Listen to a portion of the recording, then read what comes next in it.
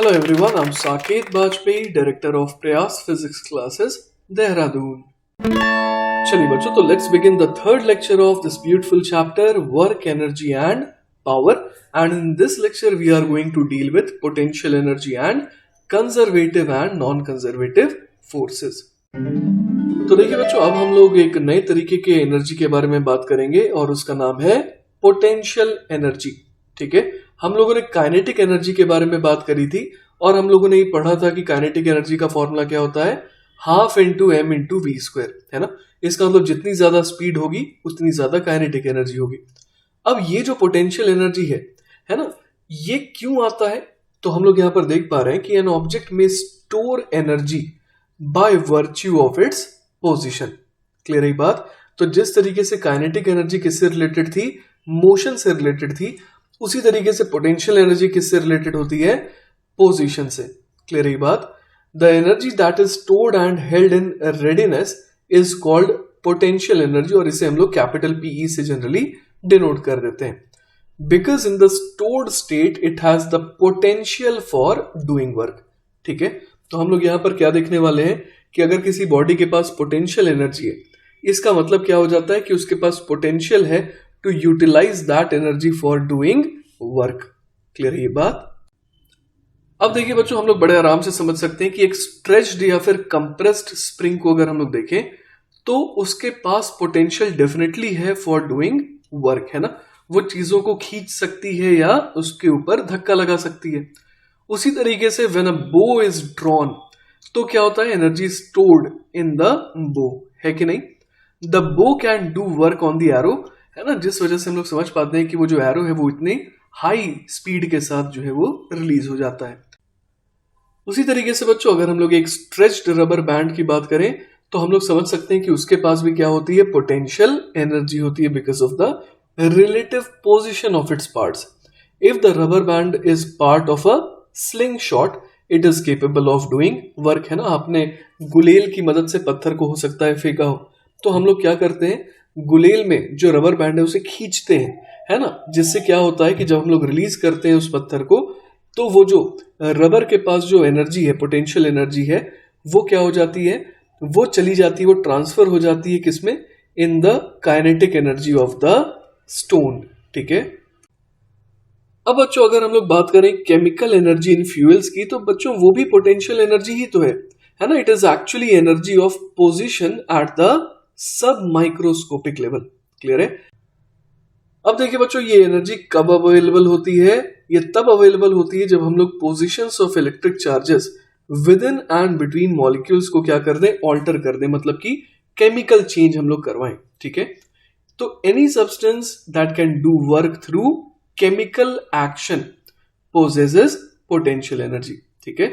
Potential energy is found in fossil fuels, electric batteries and the foods we consume. ठीक है. अब देखिए बच्चों, हम लोग समझ पा रहे हैं कि किसी ऑब्जेक्ट को किसी हाइट पे ले जाने के लिए हमारे को वर्क करना पड़ता है ना.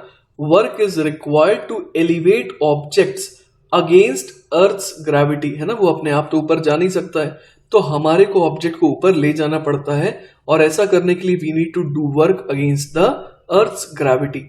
The potential energy due to elevated positions is called gravitational potential energy. ठीक है. Water in an elevated reservoir and the raised ram of a pile driver both have gravitational potential energy. Whenever work is done energy changes.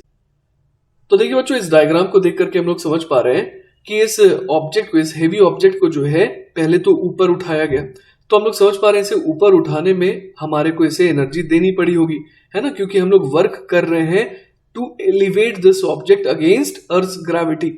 तो हमने इस object को पहले ऊपर raise करने के लिए हमने क्या करा, इसको एनर्जी प्रोवाइड करी.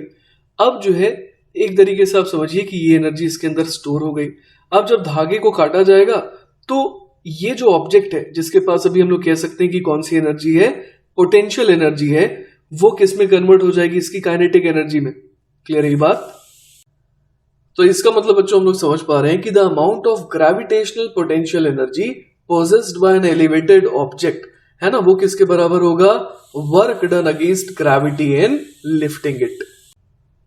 अब देखिए बच्चों, हम लोग ये समझ सकते हैं कि the work done equals the force required to move it upward times the vertical distance it is moved, है ना।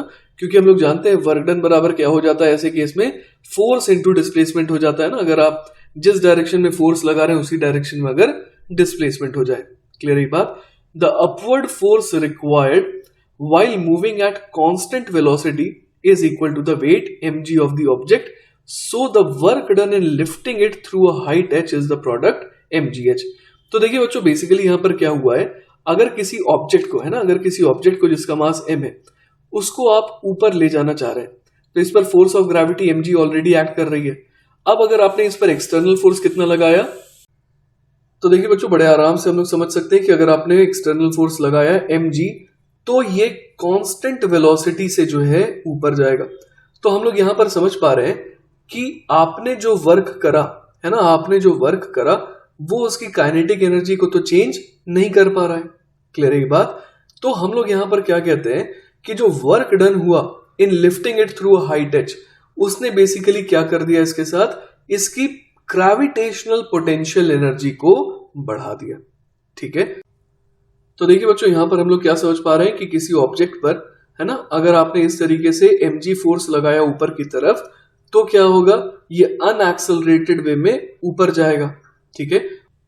और बच्चों, अगर ये h हाइट ऊपर जा रहा है तो हम लोग समझ सकते हैं कि हमने इसे उठाने में कितनी एनर्जी दी, तो हमने mg इंटू h वर्क करके इसको mgh एनर्जी दी, जो अब इसके पास स्टोर हो जाएगी किस फॉर्म में, in the form of gravitational potential energy. Clear है ये बात। तो इसीलिए पोटेंशियल एनर्जी को हम लोग यहां पर क्या लिख सकते हैं, mgh के बराबर। ठीक है। तो देखिए बच्चों, potential energy is equal to, अगर हम लोग mgh लिख रहे हैं तो यहां पर ये h जो है, जो हाइट है, वो बेसिकली क्या है, it is the distance above some chosen reference level, है ना। हम लोग एक रेफरेंस लेवल चुनते हैं और उससे h हाइट अगर ऊपर ले जा रहे हैं तो हम लोग कहते हैं कि इस ऑब्जेक्ट के पास कितनी पोटेंशियल एनर्जी आ गई, mgh आ गई, है ना। और ये रेफरेंस लेवल कैसा हो सकता है, फॉर एग्जांपल ये ग्राउंड हो सकता है या फिर फ्लोर ऑफ अ बिल्डिंग हो सकता है, ये आपकी इच्छा है ना। The gravitational potential energy mgh is relative to that level and depends only on mg and h। Clear है बात। We can see that the potential energy of the elevated ball does not depend on the path taken to get it there. ठीक है। तो देखिए बच्चों, इन तीनों ही diagram में हम लोग देख पा रहे हैं कि h अपने को कितना दे रखा है, 3 मीटर दे रखा है, और हम लोग यहाँ पर समझ पा रहे हैं कि ग्रेविटेशनल पोटेंशियल एनर्जी जो है वो सिर्फ किस पे डिपेंड कर रही है, यहाँ पर mg और h पे डिपेंड कर रही है। ठीक है। तो तीनों केस में मास सेम है, हाइट रेज्ड सेम है, तो हम लोग समझ पा रहे हैं कि तीनों ही केसेस में पोटेंशियल एनर्जी भी क्या आएगी, सेम आएगी। ठीक है। चलिए बच्चों, तो हमारा नेक्स्ट टॉपिक है वर्क एंड पोटेंशियल एनर्जी। ठीक है। तो यहां पर देखिए हम लोग क्या करने वाले हैं, we are going to throw a tomato upward, है ना। तो जब ये ऊपर जा रहा है तो क्या हो रहा है, इसके ऊपर ग्रेविटेशनल फोर्स इसके ऊपर नेगेटिव वर्क कर रही है। क्लियर है बात। We already know that as the tomato rises the work wg done on the tomato by the gravitational force is negative because the force transfers energy from the kinetic energy of the tomato. Clear है बात। We can now finish the story by saying that this energy is transferred by the gravitational force to the gravitational potential energy of the tomato earth system, है ना। यहां पर हम लोग कह सकते हैं कि अगर टोमेटो और अर्थ को मिला करके एक सिस्टम बना दे, ठीक है, तो हम लोग यहां पर क्या कह सकते हैं बच्चों, हम लोग ये कह सकते हैं कि टोमेटो की जो एनर्जी है, काइनेटिक एनर्जी, उसे छीना गया और कहां पर स्टोर कर दिया गया, it was stored as the gravitational potential energy of the tomato earth system। तो इस तरीके से हम लोग टोमेटो और अर्थ का एक सिस्टम मान करके भी इस तरीके से कह सकते हैं। ठीक है। अब बच्चों हमें यह पता है कि थोड़ी देर बाद क्या होगा, the tomato slows, stops and then begins to fall back down because of the gravitational force, है ना। During the fall the transfer is reversed, है ना। इस बार क्या होता है, जो wg जो work done on the tomato by the gravitational force है वो हो जाता है पॉजिटिव। मतलब अब क्या हो रहा है, the force transfers energy from the gravitational potential energy of the tomato earth system to the kinetic energy of the tomato. तो इस तरीके से हम लोग यहां पर समझ पा रहे हैं कि एनर्जी का लॉस नहीं हुआ कहीं पर, है ना। एनर्जी थोड़ी देर के लिए ट्रांसफर जरूर हो गई पर वापस से बाद में उसे मिल भी गई, जिस वजह से हम लोग समझ पा रहे हैं कि टोमेटो के पास पहले काइनेटिक एनर्जी थी, फिर नहीं रही, पर फिर काइनेटिक एनर्जी आ गई, है ना। तो हम लोग इस तरीके से कहते हैं कि टोमेटो की काइनेटिक एनर्जी धीरे धीरे कम हुई पर क्या बढ़ गई, अर्थ टोमेटो सिस्टम की पोटेंशियल एनर्जी बढ़ गई। क्लियर है ये बात। अब देखिए बच्चों, एक बड़ी मजेदार चीज हम लोग देखने वाले हैं और वो ये है कि फॉर आइदर राइज और fall the change delta you in gravitational potential energy, है ना, उसे किस तरीके से हम लोग डिफाइन कर सकते हैं, as being equal to the negative of the work done on the tomato by the gravitational force. तो देखिए बच्चों, इसको हम लोग कैसे समझ सकते हैं। मान लीजिए कि जब ये जो टोमेटो है ना, जब ये टोमेटो जो है ऊपर जा रहा था, ठीक है, तो हम लोग समझ पा रहे हैं इस पर फोर्स ऑफ ग्रेविटी जो है वो नीचे लग रही थी mg, है ना। तो हम लोग यहाँ पर क्या समझ पा रहे हैं कि जब इसकी जर्नी अपवर्ड थी तो उस दौरान इसके ऊपर जो वर्क हुआ वो कैसा हुआ, नेगेटिव हुआ। क्लियर है ये बात। तो अगर मुझे ये पता करना है कि कितने मैग्नीट्यूड की एनर्जी जो है ना, वो इससे छिन गई है, तो हम लोग क्या बोलेंगे, माइनस डब्ल्यू, क्योंकि डब्ल्यू खुद ही नेगेटिव है तो उसमें माइनस लगाएंगे तो अपने को अमाउंट मिलेगा। तो इतने अमाउंट की एनर्जी जो है इस टोमेटो से छिन गई और वो स्टोर हो गई in the form of potential energy. तो इस वजह से माइनस डब्ल्यू को किसके बराबर लिखा जा सकता है, डेल्टा यू के, that is change in the potential energy. ठीक है, तो देखिए बच्चों, अब तक हम लोगों ने बात करी ग्रेविटेशनल पोटेंशियल एनर्जी की। ठीक है, अब हम लोग बात करने वाले हैं इलास्टिक पोटेंशियल एनर्जी की।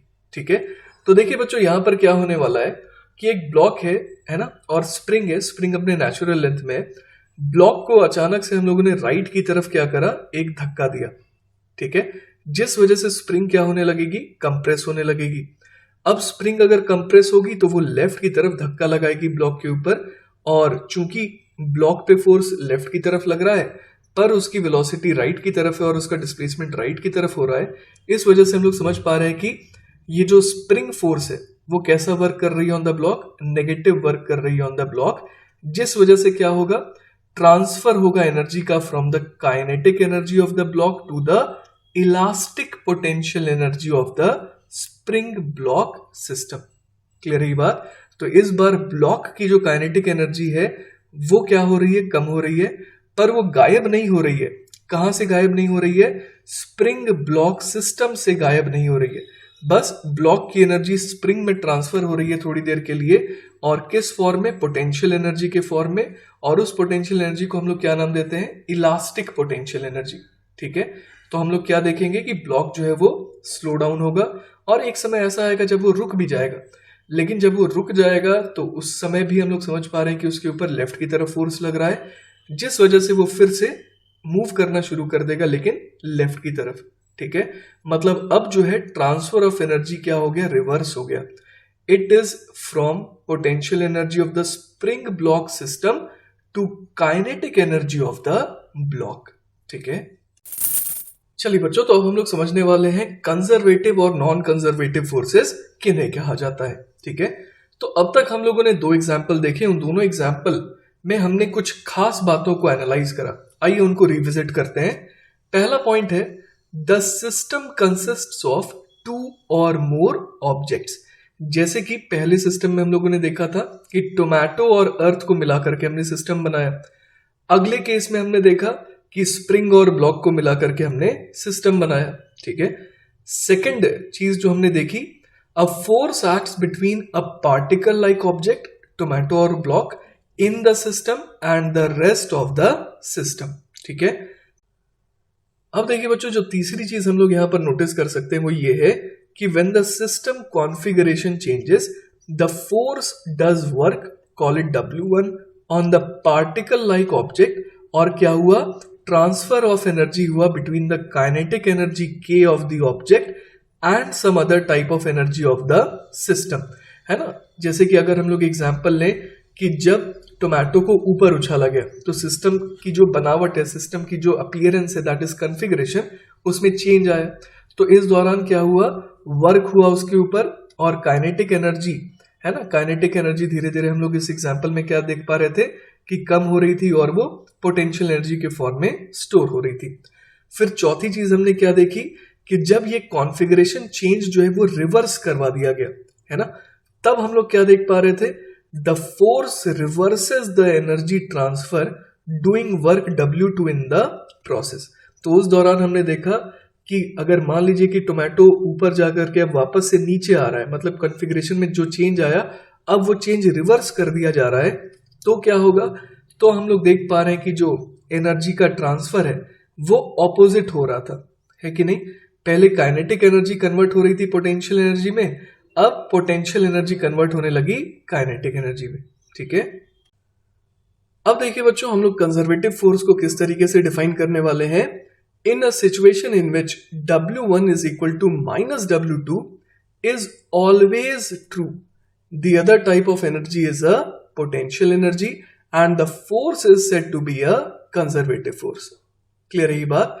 तो हम लोग यहां पर देख पा रहे थे दो एग्जाम्पल, एक में ग्रेविटेशनल फोर्स था और एक में स्प्रिंग फोर्स था, और उन दोनों की खासियत ये थी कि वो क्या कर रहे थे, वो पहले kinetic energy of the tomato या फिर ब्लॉक, है ना, उसे कम कर रहे थे और बाद में पूरी की पूरी एनर्जी जो है जो उन्होंने ली थी वो वापस से रिटर्न भी कर दे रहे थे। तो ये क्वाइट ऑनेस्ट फोर्सेस थे। तो ऐसे ऑनेस्ट फोर्सेस को हम लोग क्या कहते हैं, कंजर्वेटिव, ठीक है। और इन्हीं फोर्सेस को हम लोग एसोसिएट करते हैं किससे, पोटेंशियल एनर्जी से, है ना। तो वही लिखा है, since otherwise we could not have spoken of gravitational potential energy and elastic potential energy as we did previously. Clear है बात।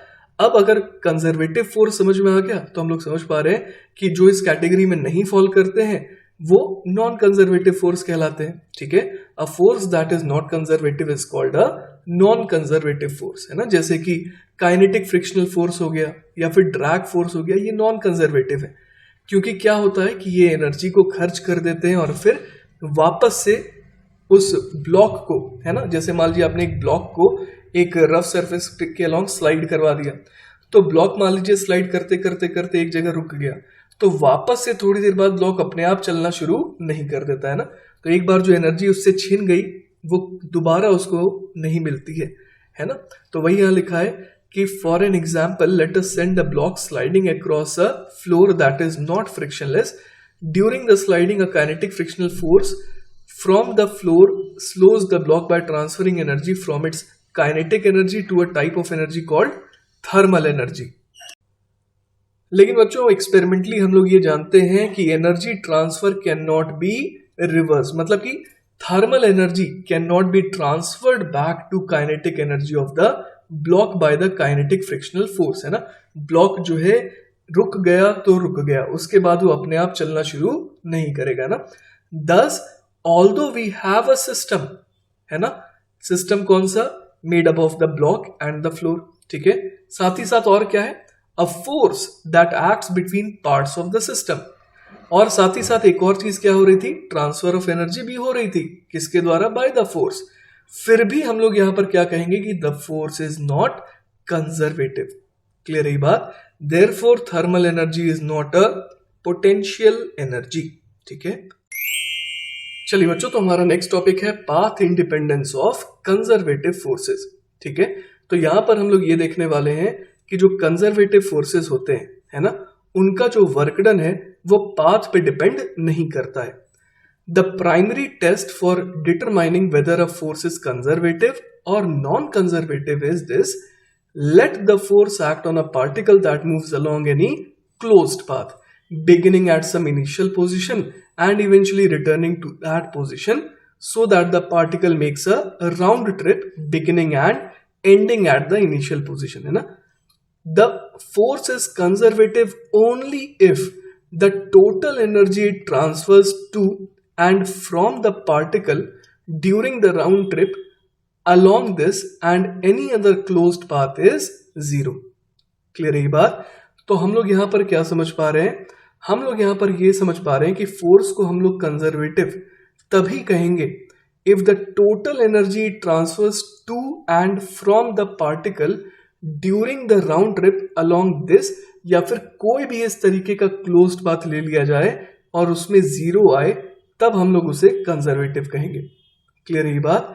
In other words, the net work done by a conservative force on a particle moving around any closed path is 0. ठीक है, और ये बात बच्चों हम लोग समझ भी पा रहे हैं क्योंकि ये जो कंजर्वेटिव फोर्सेस होते हैं वो तो बड़े ऑनेस्ट होते हैं, तो वो जितनी एनर्जी लेंगे उतनी एनर्जी वापस से दे भी देंगे। क्लियर है ये बात? तो इस वजह से हम लोग समझ पा रहे हैं कि द नेट वर्क डन या फिर the total energy transfer to and from the particle वो कितना आना चाहिए? 0 आना चाहिए। ठीक है, तो वही देखिए बच्चों, डायग्राम नंबर बी में हमारे को शो करा गया है कि पार्टिकल ए से बी गया, फिर बी से ए आया। तो इस राउंड ट्रिप के दौरान हम लोग क्या कह सकते हैं? टोटल वर्क डन बाय अ कंजर्वेटिव फोर्स कितना आएगा? इसके ऊपर 0 आएगा। ठीक है, और डायग्राम नंबर 1 में एक मजेदार चीज हम लोग देखने वाले हैं, और वो ये है कि अगर फोर्स कंजर्वेटिव है तो पार्टिकल ए से बी किसी भी रास्ते को चुन करके जाए, चाहे ये जो रास्ता नंबर 1 है चाहे रास्ता नंबर 2 है, इन दोनों केसेस में amount of work done same आएगा। ठीक है, तो वही यहां लिखा है the work done bye a conservative force on a particle moving between 2 points does not depend on the path taken by the particle. मतलब WAB1 will be equal to WAB2, है ना, चाहे आप पाथ 1 को चुने चाहे आप पाथ 2 को चुने। ठीक है, चलिए बच्चों, तो अब हम लोग ये प्रूव करने वाले हैं कि for a conservative force the work done is independent of the path chosen. मतलब कि अगर आप पार्टिकल को ए से बी ले जा रहे हैं किसी भी रास्ते से, चाहे रास्ता नंबर 1 है चाहे रास्ता नंबर 2 है, तो दोनों ही केसेस में वर्क डन क्या आएगा? सेम आएगा। ठीक है, तो देखिए बच्चों, सबसे पहली चीज हम लोग ये जानते हैं कि अगर कंजर्वेटिव फोर्स है तो net work done during the round trip क्या आना चाहिए? 0 आना चाहिए। ठीक है, तो हम लोग यहां पर समझ पा रहे हैं कि अगर ए से बी वो पार्टिकल पहले रास्ते के थ्रू गया और बी से ए वो दूसरे रास्ते के थ्रू आ रहा है, तो दोनों केसेस में जो वर्क डन हुआ उनका समेशन क्या आना चाहिए? 0 आना चाहिए।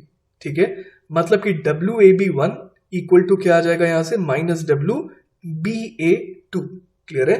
इन words the work done along the outward path must be the negative of the work done along the path back. Clear है बात? Let us now consider the work WAB2 done on the particle by the force when the particle moves from A से B, है ना, और कौन से रास्ते से? रास्ता नंबर 2 से। क्लियर है बात? तो if the force is conservative तो हम लोग यहां पर क्या कह सकते हैं? That work is the negative of WBA2। Clear है ये बात? इसको बच्चों आप लोग ऐसे भी समझ सकते हैं कि अगर पार्टिकल ए से बी गया होता रास्ता नंबर 2 से और वापस भी इसी रास्ते से आया होता, ठीक है, तो हम लोग क्या कहते हैं कि ये भी तो एक राउंड ट्रिप होगा, तो उस केस में क्या लिख दिए होते? WAB2, ठीक है, plus WBA2 should be equal to 0। तो यहां से देखिए अपने पास यही इक्वेशन तो आ जाती, WAB2 बराबर माइनस WBA2। क्लियर है ये बात? तो यहां से देखिए बच्चों, हम लोगों के पास दो इक्वेशन आ गई, एक में माइनस WBA2 जो है WAB1 के बराबर है, और एक में माइनस WBA2 जो है वो किसके बराबर है? WAB2 के बराबर है। इसका मतलब क्या आ गया? WAB1 बराबर WAB2 के बराबर, है ना।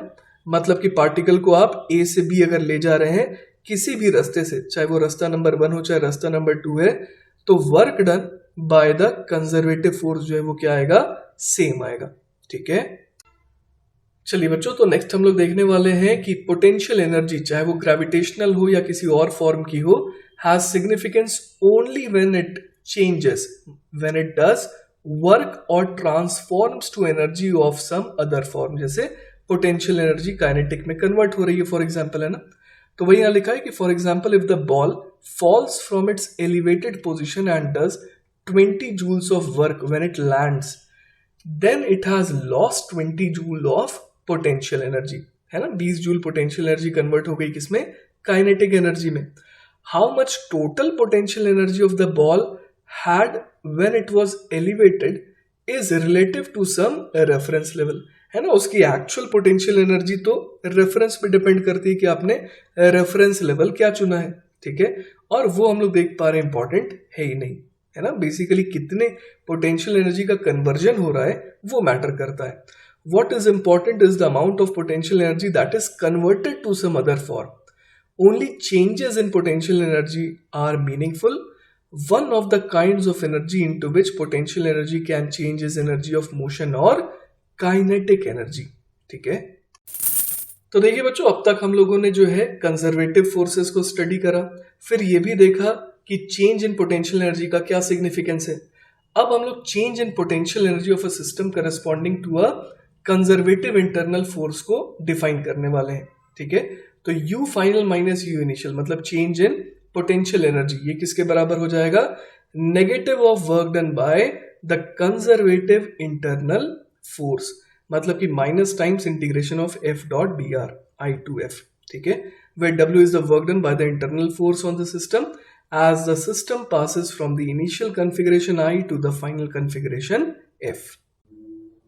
इसके अलावा बच्चों ये भी क्वाइट ऑब्वियस है कि हम लोग पोटेंशियल एनर्जी को किसी नॉन कंजर्वेटिव इंटरनल फोर्स के करस्पॉन्डिंग डिफाइन नहीं कर सकते, क्योंकि वो एनर्जी अगर ले लिया तो कभी भी वापस नहीं करता है। ठीक है, अब देखिए बच्चों, एक बहुत ही इंपॉर्टेंट चीज हम लोग देखने वाले हैं और वो ये है कि मान लीजिए कि सिर्फ conservative internal forces operate between the parts of the system and the potential energy U is defined corresponding to these forces. ठीक है, अब कोई भी एक्सटर्नल फोर्स नहीं है या फिर उनके द्वारा वर्क डन जो है वो कितना है? 0 है। तो हम लोग यहां पर देख पा रहे हैं कि क्या लिखा जा सकता है? U final minus U initial बराबर माइनस ऑफ W, ये तो लिख सकते ही हम लोग। ठीक है, पर वर्क डन बराबर क्या होता है? वर्क डन बराबर चेंज इन काइनेटिक एनर्जी भी तो होता है। तो यहां पर हम लोग W बराबर क्या लिख सकते हैं? K final minus K initial, इसलिए माइनस W क्या आ गया? Minus times K final minus K initial, क्योंकि यहां पर सिर्फ कंजर्वेटिव इंटरनल फोर्सेस ही हैं और तो कोई फोर्स है ही नहीं यहां पर, है ना। हम लोगों ने ऑलरेडी कह दिया कि there are no external forces या फिर उनके द्वारा कोई भी वर्क नहीं हो रहा है। ठीक है, तो उस केस में देखिए हमारे पास क्या आ गया? U final plus K final बराबर U initial plus K initial. इसका मतलब क्या हो गया? The sum of the kinetic energy and the potential energy is called the total mechanical energy. और हम लोग देख पा रहे हैं कि the total mechanical energy of a system remains constant if the internal forces are conservative and the external forces do no work, है ना। यही कहलाता है बच्चों principal of conservation of energy. चलिए बच्चों, तो एक और इंपॉर्टेंट केस हम लोग देखने वाले हैं। If non conservative internal forces operate within the system और external forces do work on the system, the mechanical energy changes as the configuration changes according to the work energy theorem. देखिए, work energy theorem तो हमेशा ही applicable है। ठीक है, the work done by all the forces equals the change in the kinetic energy. तो यहां पर कौन कौन से तरीके के वर्क हो रहे हैं? Work done by conservative force, work done by non conservative force, ये दोनों तो चलिए इंटरनल हो गए। अब work done by external forces भी यहां पर लिख दिया गया। ठीक है, तो ये किसके बराबर हो जाएगा? ये टोटल वर्क डन के बराबर होगा, जो कि किसके बराबर आता है? चेंज इन काइनेटिक एनर्जी के बराबर। क्लियर है ये बात? तो where the three terms on the left denote the work done by the conservative internal forces, non conservative internal forces and the external forces. लेकिन हमें यह पता है कि work done by conservative forces क्या होता है? Negative of change in potential energy. ठीक है, तो यहां पर देखिए हम लोग फर्दर क्या कर सकते हैं? हम लोग यहां पर WC को राइट हैंड साइड में ले जा सकते हैं और वहां पर उसके बदले क्या लिख सकते हैं? Negative of change in potential energy.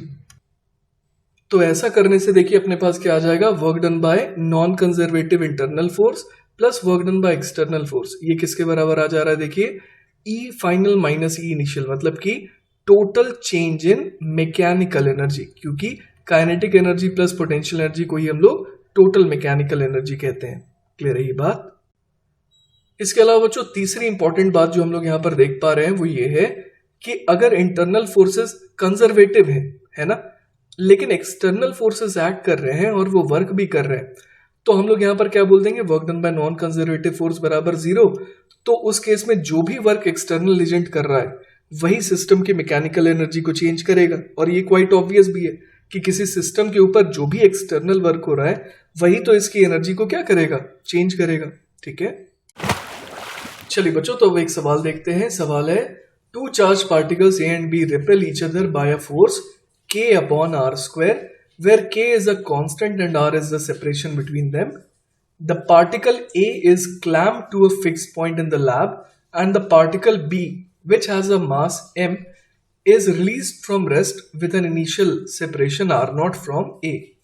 Find the change in the potential energy of the two particle system as the separation increases to a large value. What will be the speed of the particle B in this situation? तो देखिए बच्चों, इस सवाल में हम लोग ये देख पा रहे हैं कि A और B दोनों चार्ज पार्टिकल हैं और दोनों एक दूसरे को रिपेल करते हैं और फोर्स का मैग्नीट्यूड कितना है, K अपॉन आर स्क्वायर है, जहां पर R जो है इनके बीच का सेपरेशन है। क्लियर है ये बात? तो हम लोग देख पा रहे हैं कि A को तो हमने क्लैंप करके रख दिया है, जिस वजह से A मूव नहीं करेगा, ठीक है, लेकिन B इसका मास m दिया हुआ है और ये मूव कर सकता है, ठीक है।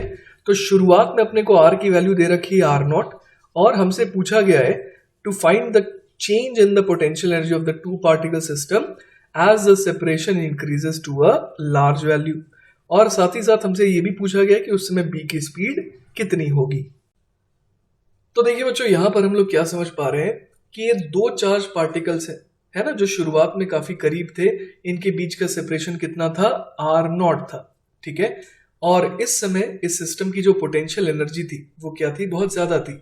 और 12th क्लास में आप लोग पढ़ेंगे कि इस तरीके के कॉम्बिनेशन के लिए जो पोटेंशियल एनर्जी के लिए जो वर्ड यूज होता है उसे कहते हैं इलेक्ट्रोस्टैटिक पोटेंशियल एनर्जी। क्लियर है ये बात? तो यहां पर हम लोग समझ पा रहे हैं कि इलेक्ट्रोस्टैटिक पोटेंशियल एनर्जी जो है वो किस में कन्वर्ट होगी धीरे धीरे, in the kinetic energy of particle B, क्योंकि ए तो मूव नहीं कर सकता है, ठीक है। तो बच्चों, यहां पर हम लोग क्या देख पा रहे हैं कि किसी भी तरीके का कोई भी डिसिपेटिव फोर्स नहीं है जो सिस्टम से एनर्जी को परमानेंटली गायब कर सके, है ना। तो यहां पर सिंपली हम लोग क्या देख पा रहे हैं कि पोटेंशियल एनर्जी कन्वर्ट होती जा रही है धीरे धीरे काइनेटिक एनर्जी में।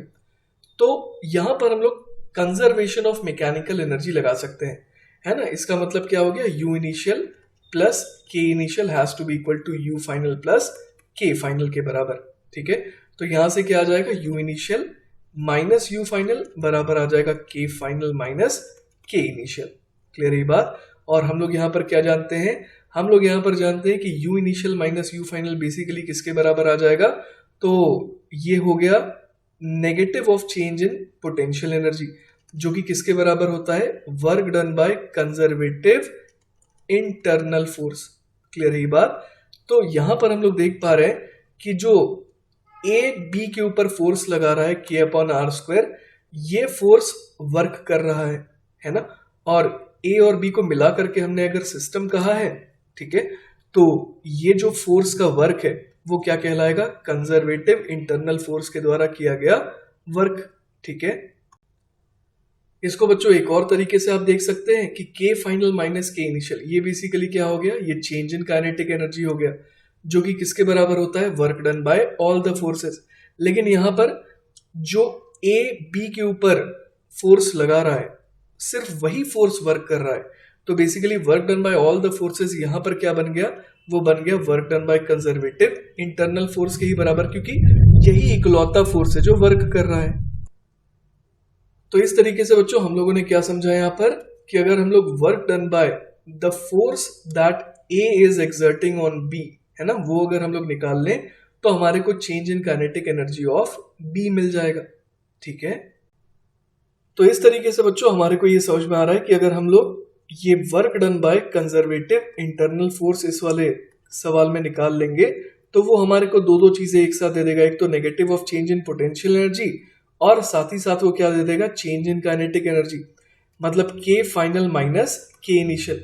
और के इनिशियल तो जीरो था, शुरुआत में तो बी रुका हुआ था, तो ये हमें एक तरीके से के फाइनल दे देगा, जो कि क्या बन जाएगा, हाफ एम इंटू वी का स्क्वायर।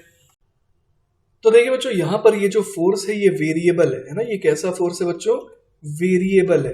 तो यहां पर अपने को क्या यूज करना पड़ेगा, इंटीग्रेशन। हम लोग समझ सकते हैं कि स्मॉल वर्क डन अगर हम लोग निकालना चाहें तो हम लोग कैसे निकालेंगे, तो फोर्स है के अपॉन आर स्क्वायर इस इंस्टेंट पर, और मान लीजिए थोड़ा सा आगे गया, कितना आगे, डी आर आगे, तो हम लोग यहाँ पर वर्क डन क्या लिखेंगे, K upon are square into D R, है ना। और फोर्स और डिस्प्लेसमेंट की डायरेक्शन सेम है, इसलिए यहाँ पर कॉस जीरो आ जाएगा, दैट इज 1 आ जाएगा, ठीक है। तो ये डी डब्ल्यू आ गया। अब अगर इसे इंटीग्रेट करें तो तो हम लोग लिमिट क्या पुट करेंगे, शुरुआत में r की वैल्यू r0 है और बाद में इनफाइनाइट हो गई, क्योंकि वेरी लार्ज डिस्टेंस का मतलब यही होता है। तो यहां से देखिए अपने पास क्या आ जाएगा, तो ये आ जाएगा बच्चों माइनस के अपॉन आर, और इसमें लिमिट क्या पुट करनी है, r0 से इंफिनिटी। क्लियर है बात। तो यहां से देखिए क्या आ जाएगा, ये आ जाएगा k अपॉन r0। क्लियर है बात। तो हम लोग देख पा रहे हैं यहाँ पर कि टोटल वर्क डन जो इसके ऊपर हुआ वो कितने के बराबर हुआ, k अपॉन r0 के। ठीक है, तो देखिए बच्चों ऑलरेडी हम लोगों ने ये देख रखा था कि जो वर्क डन आएगा वो किसके बराबर आएगा, negative of change in potential energy या फिर हाफ mv स्क्वायर के। तो यहां से हम लोग क्या कह सकते हैं, डेल्टा यू बराबर कितना आ गया, माइनस के अपॉन r0 के बराबर आ गया। और साथ ही साथ हम लोग यहाँ पर क्या कह सकते हैं, K upon r0 will be equal to half M V square. Clear है बात। तो यहां से v स्क्वायर बराबर कितना आ जाएगा, तो v स्क्वायर बराबर आ जाएगा 2k अपॉन एम r0। ठीक है, तो यहां से हम लोग समझ पा रहे हैं कि v की वैल्यू कितने के बराबर आ जाएगी, तो v की वैल्यू आ जाएगी under the root of 2k upon M r0 के। ठीक है, तो इस तरीके से देखिए बच्चों हम लोगों ने कंजर्वेशन ऑफ मैकेनिकल एनर्जी लगा करके बड़े आराम से इस सवाल को सॉल्व कर दिया। ठीक है, चलिए बच्चों तो नेक्स्ट सवाल देखते हैं। अगला सवाल है, a block of mass small m slides along a frictionless surface as shown in the figure. If it is released from rest at A, what is its speed at B? तो देखिए बच्चों इस सवाल में हम लोग क्या देख पा रहे हैं, इस सवाल में हम लोग ये देख पा रहे हैं कि ये ब्लॉक किसी हाइट पे है, फिर वहां से ये नीचे गिरता जा रहा है। तो हम लोग समझ पा रहे हैं कि इसके पास जो पोटेंशियल एनर्जी थी वो बेसिकली किस में कन्वर्ट होती जा रही है, काइनेटिक एनर्जी में। क्लियर है ये बात। तो अगर हम लोग पोटेंशियल एनर्जी की बात कर रहे हैं, इसका मतलब हम लोगों ने ब्लॉक और अर्थ को मिला करके क्या माना है, सिस्टम माना है। क्लियर है ये बात। तो यहां पर देखिए हम लोग सबसे पहले क्या करेंगे, रेफरेंस डिसाइड करेंगे। तो मान लीजिए कि इस लेवल को मैंने रेफरेंस कह दिया। क्लियर है ये बात। तो इसका मतलब ये हुआ बच्चों कि जब ये h हाइट ऊपर है तो इसकी पोटेंशियल एनर्जी हम लोग कितनी कह देंगे, पोटेंशियल एनर्जी इसकी कह देंगे हम लोग mgh के बराबर। क्लियर है, क्योंकि हम लोगों ने ये देखा था कि जो पोटेंशियल एनर्जी है, ग्रेविटेशनल पोटेंशियल एनर्जी, वो सिर्फ किस पे ऊपर डिपेंड करती है कि रेफरेंस के कितना ऊपर है वो बॉडी। ठीक है, और जब ये बी पोजीशन पर आ गया तो हम लोग समझ पा रहे हैं पोटेंशियल एनर्जी इसकी जीरो हो गई, क्योंकि रेफरेंस लेवल पर आ गया ये। ठीक है ना। तो यहां पर हम लोग देख पा रहे हैं कि फ्रिक्शनलेस सरफेस है ना। तो फ्रिक्शनलेस सरफेस है तो कोई भी डिसिपेटिव फोर्स नहीं है। साथ ही साथ जब ये फॉल कर रहा है ना, उस समय इस पर नॉर्मल रिएक्शन भी लग रहा है, लेकिन नॉर्मल रिएक्शन हमेशा क्या होता है, वेलोसिटी के परपेंडिकुलर होता है, जिस वजह से वर्क डन बाय नॉर्मल वो क्या आएगा, जीरो आएगा। क्लियर है ये बात। तो यहां पर हम लोग कह सकते हैं बच्चों कि चूंकि कोई भी डिसिपेटिव फोर्स नहीं है, इसलिए मैकेनिकल एनर्जी क्या रहेगी, कंजर्व्ड रहेगी। ठीक है, तो इसलिए बच्चों हम लोग यहां पर क्या लिख सकते हैं, u initial plus k initial बराबर u final plus k final. Clear है बात। तो हम लोग यहां पर देख पा रहे हैं कि इनिशियल पोटेंशियल एनर्जी कितनी थी, तो वो तो mgh थी। क्लियर है, तो यहां पर क्या आ जाएगा, mgh आ जाएगा। इनिशियल काइनेटिक एनर्जी तो जीरो थी। ठीक है, फाइनल पोटेंशियल एनर्जी जीरो हो गई, तो फाइनल काइनेटिक एनर्जी जो है ना, वो हम लोग क्या लिख सकते हैं, हाफ एम वी स्क्वायर। तो यहां से देखिए अपने पास क्या आ जाएगा, mgh is equal to half M V square. तो यहां से हमारे पास v बराबर कितना आ जाएगा, तो v बराबर आ जाएगा देखिए under the root of 2gh के बराबर। क्लियर है ये बात। चलिए बच्चों तो नेक्स्ट सवाल देखते हैं। अगला सवाल है, a pendulum bob has a speed 3 metre पर second while passing through its lowest position.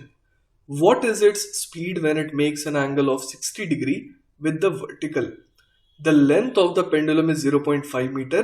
Take g equal to 10 meter per second square. तो देखिए बच्चों जैसा कि हमारे को सवाल में दिया है कि जब ये पेंडुलम बॉब जो है ना, ये अपने बॉटम मोस्ट पोजीशन पर होगा, तो उस समय स्पीड v नॉट बराबर कितना दे रखा है, 3 मीटर पर सेकेंड के बराबर। ठीक है, अब हमसे पूछा है कि जब थीटा की वैल्यू कितनी हो जाए, 60 डिग्री हो जाए, उस समय है ना, उस समय जो है इसकी स्पीड कितनी होगी। क्लियर है, और अपने को ये जो लेंथ ऑफ द पेंडुलम है वो दे रखा है कितना, 0.5 मीटर। ठीक है, तो चलिए बच्चों, इस सवाल को सॉल्व करने के लिए हम लोग क्या करेंगे, हम लोग अर्थ और बॉब को मिला करके सिस्टम मान लेते हैं।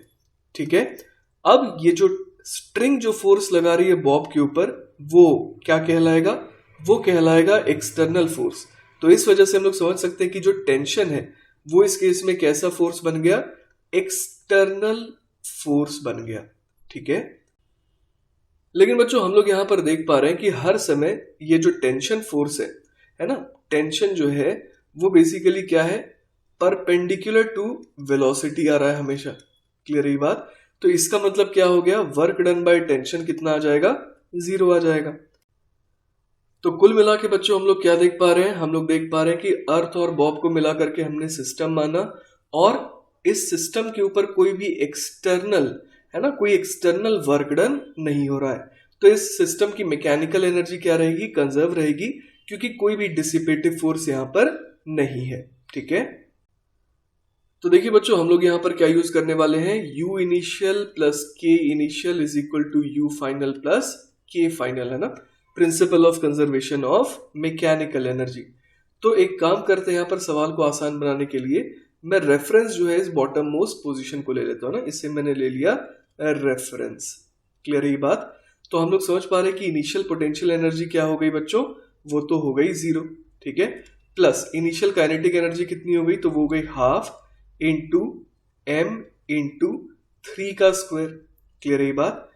Is equal to final potential energy कितनी हो जाएगी।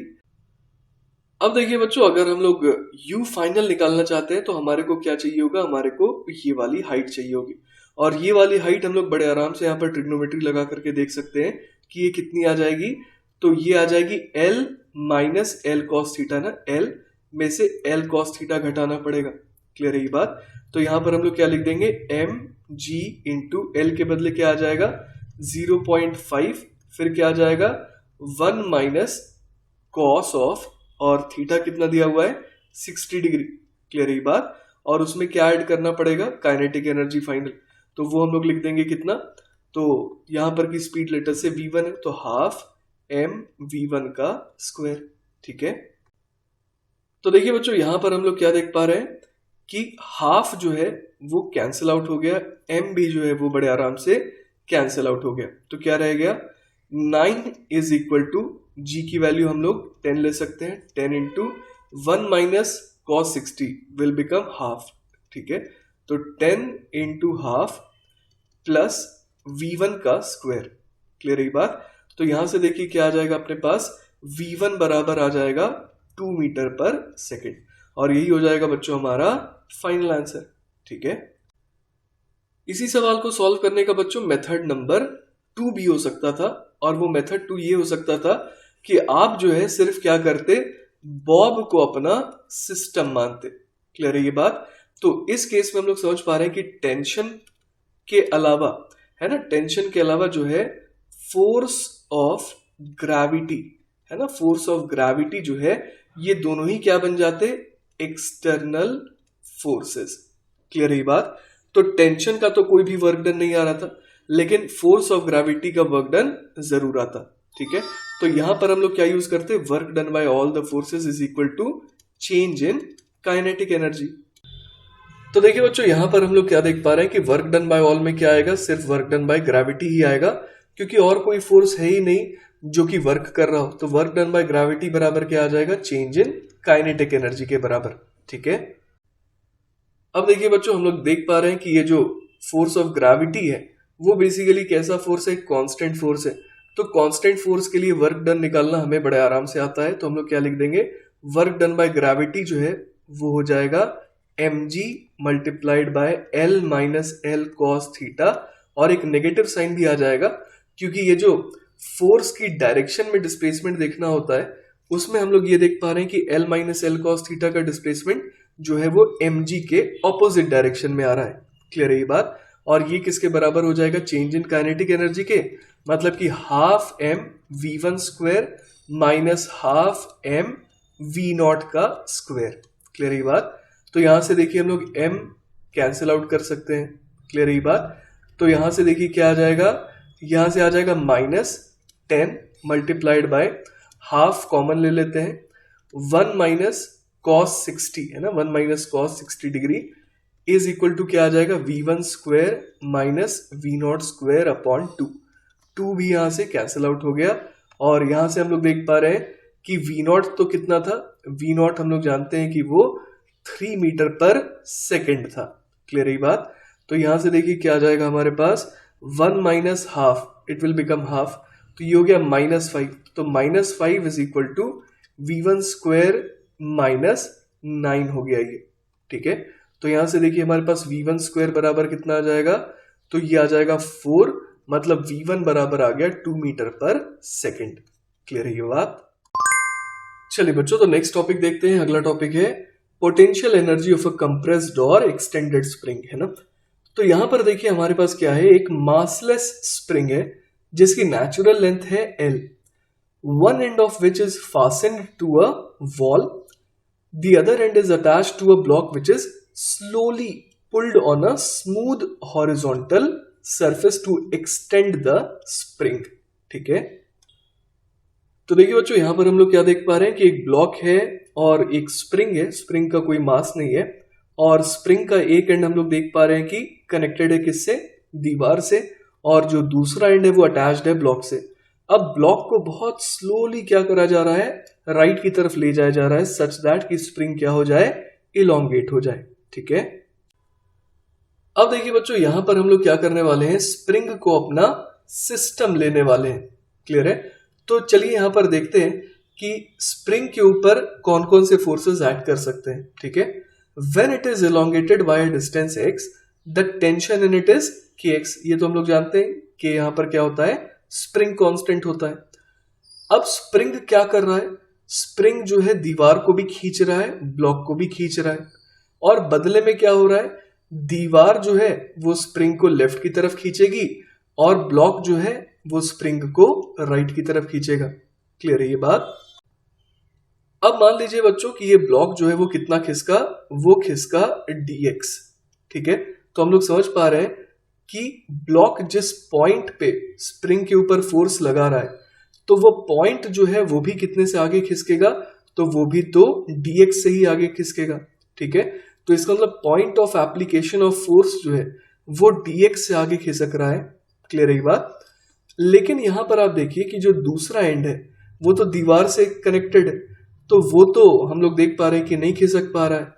तो इसका मतलब ये हो गया कि इस छोटे से dx डिस्प्लेसमेंट के करस्पॉन्डिंग जो छोटा सा वर्क डन आएगा, तो वो dw कितने के बराबर आ जाएगा, तो वो बराबर आएगा kx इंटू dx के, क्योंकि फोर्स राइट की तरफ लग रहा है और डिस्प्लेसमेंट भी राइट की तरफ ही हो रहा है इस पॉइंट का, है ना, जिस पॉइंट पे ये फोर्स एक्ट कर रहा है।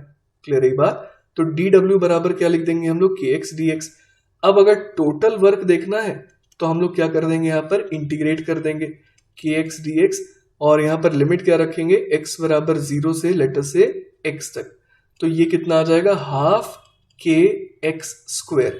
तो इसका मतलब कि अगर स्प्रिंग शुरुआत में नेचुरल लेंथ पे थी और अब हम लोग यहाँ पर देख पा रहे हैं कि स्प्रिंग में कितने का इलोंगेशन आ गया, x का इलोंगेशन आ गया, तो कितना वर्क है ना स्प्रिंग के ऊपर किया गया इस ब्लॉक के द्वारा, तो वो वर्क आ गया हाफ के x स्क्वायर के बराबर। क्लियर है ये बात। अब लेकिन बच्चों हम लोग ये बात जानते हैं कि external work done on a system ये किसके बराबर होता है, change in its total mechanical energy के। क्लियर है ये बात। अब यहां पर हम लोगों ने ये एज्यूम करा था कि स्प्रिंग कैसा है, मासलेस है, तो काइनेटिक एनर्जी तो उसकी हमेशा क्या रहेगी, 0 रहेगी। तो इसका मतलब ये हो गया कि जो भी इसके ऊपर वर्क हुआ है उसकी वजह से इसकी मैकेनिकल एनर्जी बढ़ी है, और मैकेनिकल एनर्जी में भी क्या बढ़ सकता है, तो सिर्फ और सिर्फ पोटेंशियल एनर्जी। इसका मतलब हाफ kx स्क्वायर अमाउंट से इसकी पोटेंशियल एनर्जी बढ़ गई। ठीक है, we conclude that a stretched और compressed spring has a potential energy half kx square larger than its potential energy at its natural length, है ना, नेचुरल लेंथ में उसकी पोटेंशियल एनर्जी जो भी थी उसके कंपैरिजन में अगर x से उसमें इलोंगेशन आ गया या कंप्रेशन आ गया, तो हम लोग कह सकते हैं कि उसकी जो पोटेंशियल एनर्जी वो हाफ kx स्क्वायर से बढ़ गई। क्लियर है ये बात। क्योंकि जो हम लोगों ने अभी अभी डिराइव करा एक्सटेंशन के लिए, सेम उसी तरीके से अगर हम लोग डिराइव करेंगे कंप्रेशन के लिए तो भी सेम ही रिजल्ट आएगा, ठीक है। The potential energy of the spring corresponds to the internal forces between the particles of the spring when it is stretched or compressed, और इसको कहते हैं बच्चों इलास्टिक पोटेंशियल एनर्जी और the strain energy of the spring. Clear है ये बात? Again the calculation gives only the change in the elastic potential energy of the spring, and we are free to choose any length of the spring and call the potential energy zero at that length, है ना। जिस तरीके से हम लोग gravitational potential energy के case में भी कंफर्टेबल है रेफरेंस चुनने के लिए, उसी तरीके से इलास्टिक पोटेंशियल एनर्जी के केस में भी हम लोग कंफर्टेबल हैं, है ना। We are free to choose any length of the spring, और उसको हम लोग उसके करस्पॉन्डिंग हम लोग कॉल कर सकते हैं कि जीरो पोटेंशियल एनर्जी है, ठीक है। It is customary to choose the potential energy of a spring in its natural length to be zero. With this choice the potential energy of a spring is half K x square. तो देखिए, अगर हम लोग x equal to zero, मतलब कि जब elongation या compression zero है, तो उस कंडीशन में जब स्प्रिंग रहती है, ठीक है, तो हम लोग उसकी पोटेंशियल एनर्जी को अगर जीरो कह दे, तो आप देखिए कि पोटेंशियल एनर्जी का एक्सप्रेशन जो है वो कितना क्रिस्प आ जाता है, कितना छोटा आ जाता है ना। तो इसीलिए हम लोग क्या करते हैं, हम लोग जब स्प्रिंग अपने नेचुरल लेंथ में रहती है तो उस कंडीशन में हम लोग उसकी पोटेंशियल एनर्जी को जीरो चूज करते हैं। क्लियर है ये बात? तो इससे हमारे पास एक बड़ा आसान फॉर्मूला आ गया, हाफ के एक्स स्क्वायर, है ना। Potential energy of a spring का फॉर्मूला क्या आ गया, हाफ के एक्स स्क्वायर, जहां पर एक्स क्या हो सकता है, इलोंगेशन भी हो सकता है या फिर कंप्रेशन ऑफ द स्प्रिंग भी हो सकता है, ठीक है। चलिए बच्चों, तो नेक्स्ट सवाल देखते हैं। अगला सवाल है, a block of mass m attached to a spring of spring constant k oscillates on a smooth horizontal table. The other end of the spring is fixed to a wall. If it has a speed v when the spring is at its natural length, how far will it move on the table before coming to an instantaneous rest? तो देखिए बच्चों, इस समय हम लोग देख पा रहे हैं कि ये जो स्प्रिंग है वो अपने नेचुरल लेंथ में है, ठीक है। और इस समय जो ब्लॉक है उसकी स्पीड कितनी दी गई है, हमारे को v दी हुई है, ठीक है। तो हम लोग यहां पर समझ सकते हैं कि अगर हम लोग स्प्रिंग प्लस ब्लॉक, है ना, इन दोनों को मिला करके क्या मान ले, अगर सिस्टम मान ले, तो हम लोग यहां पर क्या देख पा रहे हैं कि इस सिस्टम के ऊपर कोई भी एक्सटर्नल फोर्स वर्क नहीं कर पा रहा है। क्लियर है ये बात? जैसे कि ब्लॉक के ऊपर और कौन सा फोर्स लग रहा है, एक्सटर्नल नॉर्मल रिएक्शन लग रहा है, पर वो कोई वर्क नहीं कर पा रहा है क्योंकि नॉर्मल हमेशा वेलोसिटी के परपेंडिकुलर है। क्लियर है ये बात? ठीक इसी तरीके से हम लोग ये भी समझ सकते हैं कि mg का वर्क डन भी क्या आएगा, यहाँ पर जीरो आएगा, क्योंकि mg तो नीचे लग रहा है और यहाँ पर जो डिस्प्लेसमेंट हो रहा है ब्लॉक का वो तो हॉरिजॉन्टल डायरेक्शन में हो रहा है, ठीक है। साथ ही साथ बच्चों हम लोग यहाँ पर ये भी देख पा रहे हैं कि जो स्प्रिंग है उसके ऊपर ये जो दीवार है वो फोर्स जरूर लगा रही है, लेकिन जिस पॉइंट पे ये फोर्स लग रहा है ना, वो पॉइंट जो है बेसिकली मूव नहीं कर पा रहा है, जिस वजह से इस फोर्स का कोई भी वर्क नहीं आएगा। तो इसका मतलब ये हो गया कि स्प्रिंग ब्लॉक सिस्टम जो हमने यहाँ पर माना है, इसके ऊपर कोई भी एक्सटर्नल एजेंट वर्क नहीं कर रहा है। तो यहाँ पर हम लोग क्या लगा सकते हैं, मैकेनिकल, है ना, मैकेनिकल एनर्जी का कंजर्वेशन। क्लियर है ये बात? तो यहाँ पर मैकेनिकल एनर्जी सिस्टम की क्या रहेगी, कंजर्व रहेगी, ठीक है। तो मान लीजिए बच्चों कि ये जो ब्लॉक है वो कैपिटल ए डिस्टेंस आगे जाकर के क्या हो जाता है, रुक जाता है एक इंस्टेंट के लिए। एक इंस्टेंट के लिए क्यों रुकेगा, क्योंकि हम लोग समझ पा रहे हैं कि अगर स्प्रिंग में इलोंगेशन है तो वो ब्लॉक को लेफ्ट की तरफ तो खींच रहा है, तो एक इंस्टेंट पर ही रुका रहेगा, क्योंकि अगले मोमेंट पर क्या होगा, वो लेफ्ट की तरफ जाना स्टार्ट कर देगा, ठीक है। तो हम लोग यहाँ पर समझ पा रहे हैं कि मान लीजिए कि वो कैपिटल ए डिस्टेंस राइट जाकर के एक इंस्टेंट के लिए रुकता है। तो शुरुआत में, है ना, शुरुआत में जब स्प्रिंग अपने नेचुरल लेंथ में थी तो इस सिस्टम के पास एनर्जी कितनी थी, तो इसके पास एनर्जी थी हाफ mv स्क्वायर, है ना, और स्प्रिंग पोटेंशियल एनर्जी तो जीरो थी, ठीक है। अब बाद में काइनेटिक एनर्जी जीरो हो गई, लेकिन स्प्रिंग पोटेंशियल एनर्जी कितनी आ गई, तो हो जाएगी हाफ के ए स्क्वायर, क्योंकि हम लोग समझ पा रहे हैं कि इस इंस्टेंस पर क्या हो रहा है कि ये जो स्प्रिंग है उसमें कैपिटल ए का एक्सटेंशन आ रहा है, ठीक है। तो काइनेटिक एनर्जी मैंने जीरो लिख दिया। तो यहां से देखिए क्या आ जाएगा अपने पास, यहां से हम लोग देख पा रहे हैं कि कैपिटल ए की वैल्यू आ जाएगी v under root of m upon k के बराबर। क्लियर है बात? यही हो जाएगा बच्चों हमारा फाइनल आंसर, ठीक है। चलिए बच्चों, तो नेक्स्ट सवाल देखते हैं। अगला सवाल है, A block of mass m is suspended through a spring of spring constant k and is in equilibrium. A sharp blow gives the block an initial downward velocity v. How far below the equilibrium position the block comes to an instantaneous rest? तो देखिए बच्चों, यहाँ पर हमारे को क्या दिया हुआ है कि एक ब्लॉक जो है जिसका मास m है उसे सस्पेंड करवाया गया है through a spring of spring constant के, और वो इक्विलिब्रियम में है। तो इक्विलिब्रियम में होने का मतलब ये हो गया कि उस पर नेट फोर्स इसका मतलब जीरो लग रहा है। तो देखिए नीचे तो लगेगा mg, ये तो कन्फर्म है। अब इसका मतलब ये हो गया कि कुछ ना कुछ फोर्स ऊपर भी लगेगा, और ऊपर फोर्स कब लगेगा? जब स्प्रिंग जो है वो इलोंगेटेड स्टेट में होगी। तो मान लेते हैं कि स्प्रिंग में जो इनिशियल इलोंगेशन आया हुआ था वो कितना था? x नॉट था। तो हम लोग यहाँ पर क्या बोल सकते हैं? के एक्स नॉट ऊपर फोर्स लग रहा था, तो K X naught should be equal to M G. तो यहाँ से देखिए एक्स नॉट क्या आ गया? एम जी अपॉन के आ गया। क्लियर है ये बात? तो हम लोग वही यहाँ पर देख पा रहे हैं कि एल नॉट जो है वो स्प्रिंग की नेचुरल लेंथ है, लेकिन उससे वो कितना खिंचा हुआ है? उससे एम जी बाई के खिंचा हुआ है ऑलरेडी। ठीक है, अब देखिए बच्चों, इस पोजीशन से इसे क्या करा गया? इसे अचानक से नीचे की तरफ स्पीड भी प्रोवाइड करा दी गई। ठीक है, तो हम लोगों से पूछा गया है कि ये इस पोजीशन से और कितना फर्दर नीचे जाएगा। मतलब कि इस डायग्राम में मैंने जो एच डिनोट करा है जिसे, वो एच अपने को फाइंड आउट करना है। क्लियर है ये बात? तो देखिए बच्चों, इस सवाल को सॉल्व करने के लिए हमें क्या करना चाहिए? हमारे को अगेन जो है ना, हमारे को स्प्रिंग प्लस ब्लॉक प्लस अर्थ, है ना, इन तीनों को मिला करके क्या मानना चाहिए? एक सिस्टम मान लेना चाहिए। ठीक है, तो इनिशियली, है ना, इनिशियली जब ये जो ब्लॉक है ना, ये कहां पर था? तो ये हम लोग समझ पा रहे हैं कि अपने इक्विलिब्रियम पोजीशन में था। तो उस समय इसके पास क्या क्या एनर्जीज थी? तो हमारे को सबसे पहले जो है ये कहना पड़ेगा कि इसकी काइनेटिक एनर्जी थी half M V square. Clear है ये बात? उसके बाद इसके पास स्प्रिंग पोटेंशियल एनर्जी कितनी थी? तो वो थी हाफ के एक्स नॉट का स्क्वायर। क्लियर है ये बात? और ग्रेविटेशनल पोटेंशियल एनर्जी लिखने के लिए हमारे को क्या करना पड़ेगा? रेफरेंस डिफाइन करना पड़ेगा। तो मान लेते हैं कि ये वाला जो लेवल है जहां पर ये एंड में पहुंच रहा है, तो इसको मैं रेफरेंस बोल देता हूं। क्लियर है ये बात? तो इसको अगर मैंने रेफरेंस कह दिया तो हम लोग इस रेफरेंस से देख पा रहे हैं कि ये एच आई टू पर है, तो हम लोग पोटेंशियल एनर्जी इसकी कितनी कह देंगे? एम जी एच के बराबर। क्लियर है? तो यहां पर देखिए हम लोगों ने initial mechanical energy of the system लिख ली, और कोई डिसिपेटिव फोर्स नहीं है, इस वजह से मैकेनिकल एनर्जी तो सेम ही रहेगी बाद में भी। बस क्या होगा कि एनर्जी का एक दूसरे फॉर्म में कन्वर्जन होगा। क्लियर है ये बात?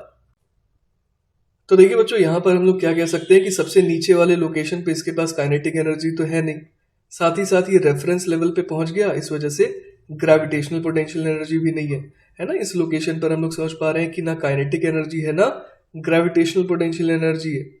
अब स्प्रिंग पोटेंशियल एनर्जी कितनी होगी? तो वो हो जाएगी हाफ के। अब देखिए स्प्रिंग में नेट इलोंगेशन कितने का आ गया? तो एक्स नॉट ऑलरेडी था, एच का और आ गया, मतलब कि एक्स नॉट प्लस एच का होल स्क्वायर अपने को लिखना पड़ेगा। क्लियर है ये बात? अब हमें ये पता है कि एक्स नॉट बराबर बेसिकली क्या है? एम जी अपॉन के है। ठीक है, तो चलिए यहाँ पर पुट कर देते हैं। क्या आ जाएगा? Half M V square plus half K X naught का square plus M G H is equal to कितना आ जाएगा? ये हाफ के। अब यहां पर क्या लिख देंगे? एक्स नॉट का स्क्वायर, है ना, प्लस एच का square plus 2h x not. Clear है ये बात? तो देखिए बच्चों, यहां से क्या आ जाएगा? Half M V square plus half K X naught का square plus M G H is equal to, देखिए क्या जा रहा है? हाफ के एक्स नॉट का square plus half K H square, और आखिरी टर्म क्या आ जाएगा? प्लस 2 से 2 चला गया, है ना, और यहां पर क्या आ जाएगा? के into H into x not के बदले एम जी अपॉन के। तो के से के कैंसिल आउट हो गया, half K X naught square से half K X naught square cancel out हो गया। क्लियर है? और साथ ही साथ एम जी एच से एम जी एच भी कैंसिल आउट हो गया। तो यहां से हमारे पास आ गया half M V square is equal to half K H square. Clear है ये बात? तो यहां से देखिए हमारे पास एच की वैल्यू कितनी आ गई? तो वो आ गई v times under the root of m upon K बराबर। और यही हो जाएगा बच्चों हमारा फाइनल आंसर। ठीक है। चलिए बच्चों, तो नेक्स्ट सवाल देखते हैं। अगला सवाल है, a uniform chain of length L and mass M overhangs a smooth table with its 2/3 part lying on the table. Find the kinetic energy of the chain as it completely slips off the table. तो देखिए बच्चों, इस सवाल में हम लोग देख पा रहे हैं कि कहीं पर भी कोई डिसिपेटिव फोर्स नहीं है। ठीक है, तो अगर हम लोग चेन प्लस अर्थ है ना, इसको मिला करके क्या मान लें, अगर इसको मिला करके अपना सिस्टम बना ले, तो हम लोग समझ पाएंगे कि यहाँ पर जो चेन है उसकी पोटेंशियल एनर्जी बेसिकली कम होती जा रही है और वो किस में कन्वर्ट होती जा रही है, काइनेटिक एनर्जी में। या फिर इसको कहने का एक और तरीका है कि अर्थ चेन सिस्टम की जो पोटेंशियल एनर्जी है वो कम हो रही है और किस में कन्वर्ट हो रही है वो एनर्जी कन्वर्ट हो रही है in the form of kinetic energy of the chain में। ठीक है, तो देखिए बच्चों, हम लोग किसी पार्टिकल की पोटेंशियल एनर्जी निकालना तो जानते हैं, लेकिन हम लोग इस तरीके से एक यूनिफॉर्म चेन दिया हुआ है उसकी पोटेंशियल एनर्जी निकालना अभी तक तो नहीं पढ़े हैं। तो इसको निकालने के लिए हम लोग क्या कर सकते हैं, तो देखिए जो चीजें हमने वहां पर सीखी थी उसी को यहाँ पर अप्लाई करेंगे। जैसे कि एक रेफरेंस हमें चुनना होगा, तो मान लीजिए मैंने टेबल के टॉप को क्या मान लिया, अपना रेफरेंस मान लिया। ठीक है, तो हम लोग समझ पा रहे हैं कि जो पोर्शन टेबल पर है तो उसकी पोटेंशियल एनर्जी कितनी हो जाएगी, 0 हो जाएगी। ठीक है, साथ ही साथ हमने ये पढ़ा था कि अगर कोई पार्टिकल रेफरेंस से h हाइट ऊपर है तो उसकी पोटेंशियल एनर्जी mgh हो जाती है ना। और उसी तरीके से अगर कोई पार्टिकल रेफरेंस से h हाइट नीचे है तो इसका मतलब उसकी पोटेंशियल एनर्जी -mgh हो जाएगी। क्लियर है ये बात। तो यहां पर मान लीजिए कि किसी इंस्टेंट पर है ना, किसी इंस्टेंट पर जो है x0 लेंथ की चेन जो है वो हैंग कर रही है। तो हम लोग निकालना चाहते हैं कि जो हैंग करता हुआ पोर्शन है उसी की पोटेंशियल एनर्जी आएगी, तो वो कितनी है। क्लियर है ये बात। तो ये निकालने के लिए हम लोग एक काम कर सकते हैं, किसी x डिस्टेंस नीचे जाते हैं और वहां से फर्दर dx और नीचे चले जाते हैं। तो एक छोटा सा आपको एलिमेंट यहां पर मिल रहा है ना। तो इस dx लेंथ के एलिमेंट का मास हम लोग कितना कह सकते हैं, dm कह सकते हैं। तो हम लोग इस छोटे से एलिमेंट की पोटेंशियल एनर्जी du बराबर क्या कह देंगे, -dm इंटू जी इंटू एक्स के बराबर। क्लियर है ये बात। अब देखिए बच्चों, कैलकुलेशन को आसान रखने के लिए हम लोग क्या करने वाले हैं, अपने को दे रखा है कि L लेंथ का मास जो है वो m है। ठीक है, तो यूनिट लेंथ का मास कितना हो जाएगा, तो वो हो जाएगा m/L। तो m/L इस टर्म को मैं नाम दे देता हूं लैम्डा, जो कि क्या बन जाएगा, मास पर यूनिट लेंथ।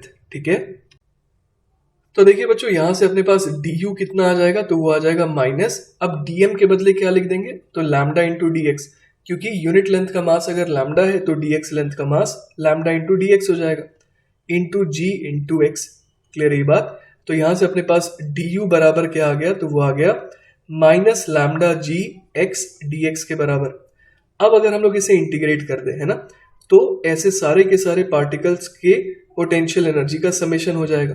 ठीक है, तो यहां पर हम लोग देख पा रहे हैं कि अगर सारे पार्टिकल का समेशन चाहिए ना, हर एक पार्टिकल के पोटेंशियल एनर्जी का समेशन चाहिए, तो x की वैल्यू कहां से कहां वेरी करेगी, 0 से लेकर के इस डायग्राम के हिसाब से x0 तक। क्लियर है ये बात। तो यहां से देखिए u अपने पास कितना आ जाएगा, minus lambda G X D X square by 2 बन जाएगा और लिमिट पुट करने पर x0 स्क्वायर अपॉन 2 आ जाएगा। तो देखिए बच्चों, अपने पास एक बहुत इंपॉर्टेंट रिलेशन आ गया कि अगर x0 लेंथ हैंग कर रहा है तो इस चेन की पोटेंशियल एनर्जी कितनी हो जाएगी, माइनस लैम्डा जी x0 स्क्वायर अपॉन 2, और उसमें हमने रेफरेंस जो है वो टेबल टॉप को लिया है। ठीक है, तो देखिए बच्चों, जैसा हम लोगों ने प्लान करा था, हम लोग मैकेनिकल एनर्जी का कंजर्वेशन लगाएंगे क्योंकि कोई भी डिसिपेटिव फोर्स यहाँ पर नहीं है। ठीक है, तो हम लोग यहाँ पर क्या लिख सकते हैं, initial potential energy plus initial kinetic energy बराबर final potential energy plus final kinetic energy. Clear है बात। तो इनिशियल पोटेंशियल एनर्जी कितनी थी, तो अगर इनिशियल पोटेंशियल एनर्जी निकालना है तो हम लोग सवाल में देख पा रहे हैं कि शुरुआत में जो है ना, 2/3 पार्ट जो है वो टेबल पर था। इसका मतलब x0 कितना था, तो x0 इसका मतलब उस समय था L/3। तो u इनिशियल कितना हो जाएगा, माइनस लैम्डा जी है ना, x0 के बदले आ जाएगा L/3 इसका square upon 2। Initial kinetic energy तो 0 थी क्योंकि शुरुआत में तो इसे होल्ड करके रखा गया था। बाद में पोटेंशियल एनर्जी अगर निकालना है तो वो कितना हो जाएगा, तो हम लोग यहाँ पर समझ पा रहे हैं कि बाद में पूरा का पूरा चेन जो है वो हैंग कर रहा है, तो इसीलिए एक्स नॉट की वैल्यू तो एल के बराबर हो जाएगी। तो यहाँ पर हम लोग लिखेंगे माइनस लैम्डा जी एल का square upon 2 plus kinetic energy जो है वो हमें चाहिए, है ना। हमारे को देखिए सवाल में क्या बोला गया था, kinetic energy of the chain निकाल लें as it completely slips off the table. Clear है ये बात। तो यहाँ पर अपने को काइनेटिक एनर्जी फाइनल चाहिए, ठीक है। तो चलिए इसे सॉल्व करते हैं। तो काइनेटिक एनर्जी फाइनल कितना आ जाएगा, lambda G L square upon 2 minus lambda G L square upon 3 3 ज़ा 9 2 ज़ा 18। क्लियर है ये बात। तो यहाँ से क्या आ जाएगा, लैम्डा जी एल स्क्वायर इधर आ जाएगा, देखिए 18 एलसीएम हो गया, तो ये 9 माइनस 1, ठीक है। तो यहां से देखिए बच्चों फाइनल काइनेटिक एनर्जी कितनी आ गई। तो यहां पर हम लोग लैम्डा की वैल्यू क्या पुट कर सकते हैं, m upon L G L square 9 minus 1 8 upon 18 हो जाएगा 4 अपॉन 9 के बराबर। तो हम लोग यहाँ से देख पा रहे हैं कि हमारा जो फाइनल आंसर है ना, वो कितना के बराबर आ जा रहा है, तो ये आ जा रहा है 4/9 एम जी एल के बराबर, ठीक है। तो यही काइनेटिक एनर्जी हो जाएगी जब पूरी की पूरी चेन जो है वो वर्टिकल हो जाए, ठीक है। चलिए बच्चों, तो नेक्स्ट सवाल देखते हैं। अगला सवाल है, a block of mass m is pushed against a spring of spring constant k fixed at one end to a wall. The block can slide on a frictionless table as shown. The natural length of the spring is L0 and it is compressed to half its natural length when the block is released. Find the velocity of the block as a function of its distance x from the wall. तो देखिए बच्चों, जैसा कि हम लोग सवाल में देख पा रहे हैं कि ये जो ब्लॉक है ना, वो इस समय किस पोजीशन पर है, एक ऐसी पोजीशन पे है सच दैट की स्प्रिंग जो है ना, उसमें L0/2 का कंप्रेशन है। क्लियर है ये बात। तो यहां पर हमसे पूछा गया है कि बताइए ब्लॉक की स्पीड कितनी होगी जब ब्लॉक की दूरी इस दीवार से कितनी हो जाए, x हो जाए, ठीक है।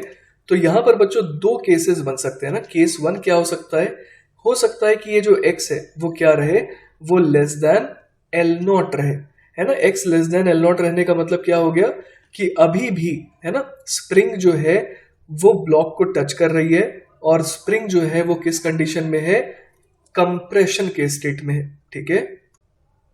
तो बच्चों मान लीजिए कि ये जो पॉइंट है ना, ये पॉइंट किसको करस्पॉन्ड कर रहा है, स्प्रिंग के नेचुरल लेंथ को करस्पॉन्ड कर रहा है, ठीक है। और ब्लॉक इस समय यहां तक पहुंचा नहीं, इससे थोड़ा सा आप देख पा रहे हैं कि पीछे ही है। क्लियर है ये बात।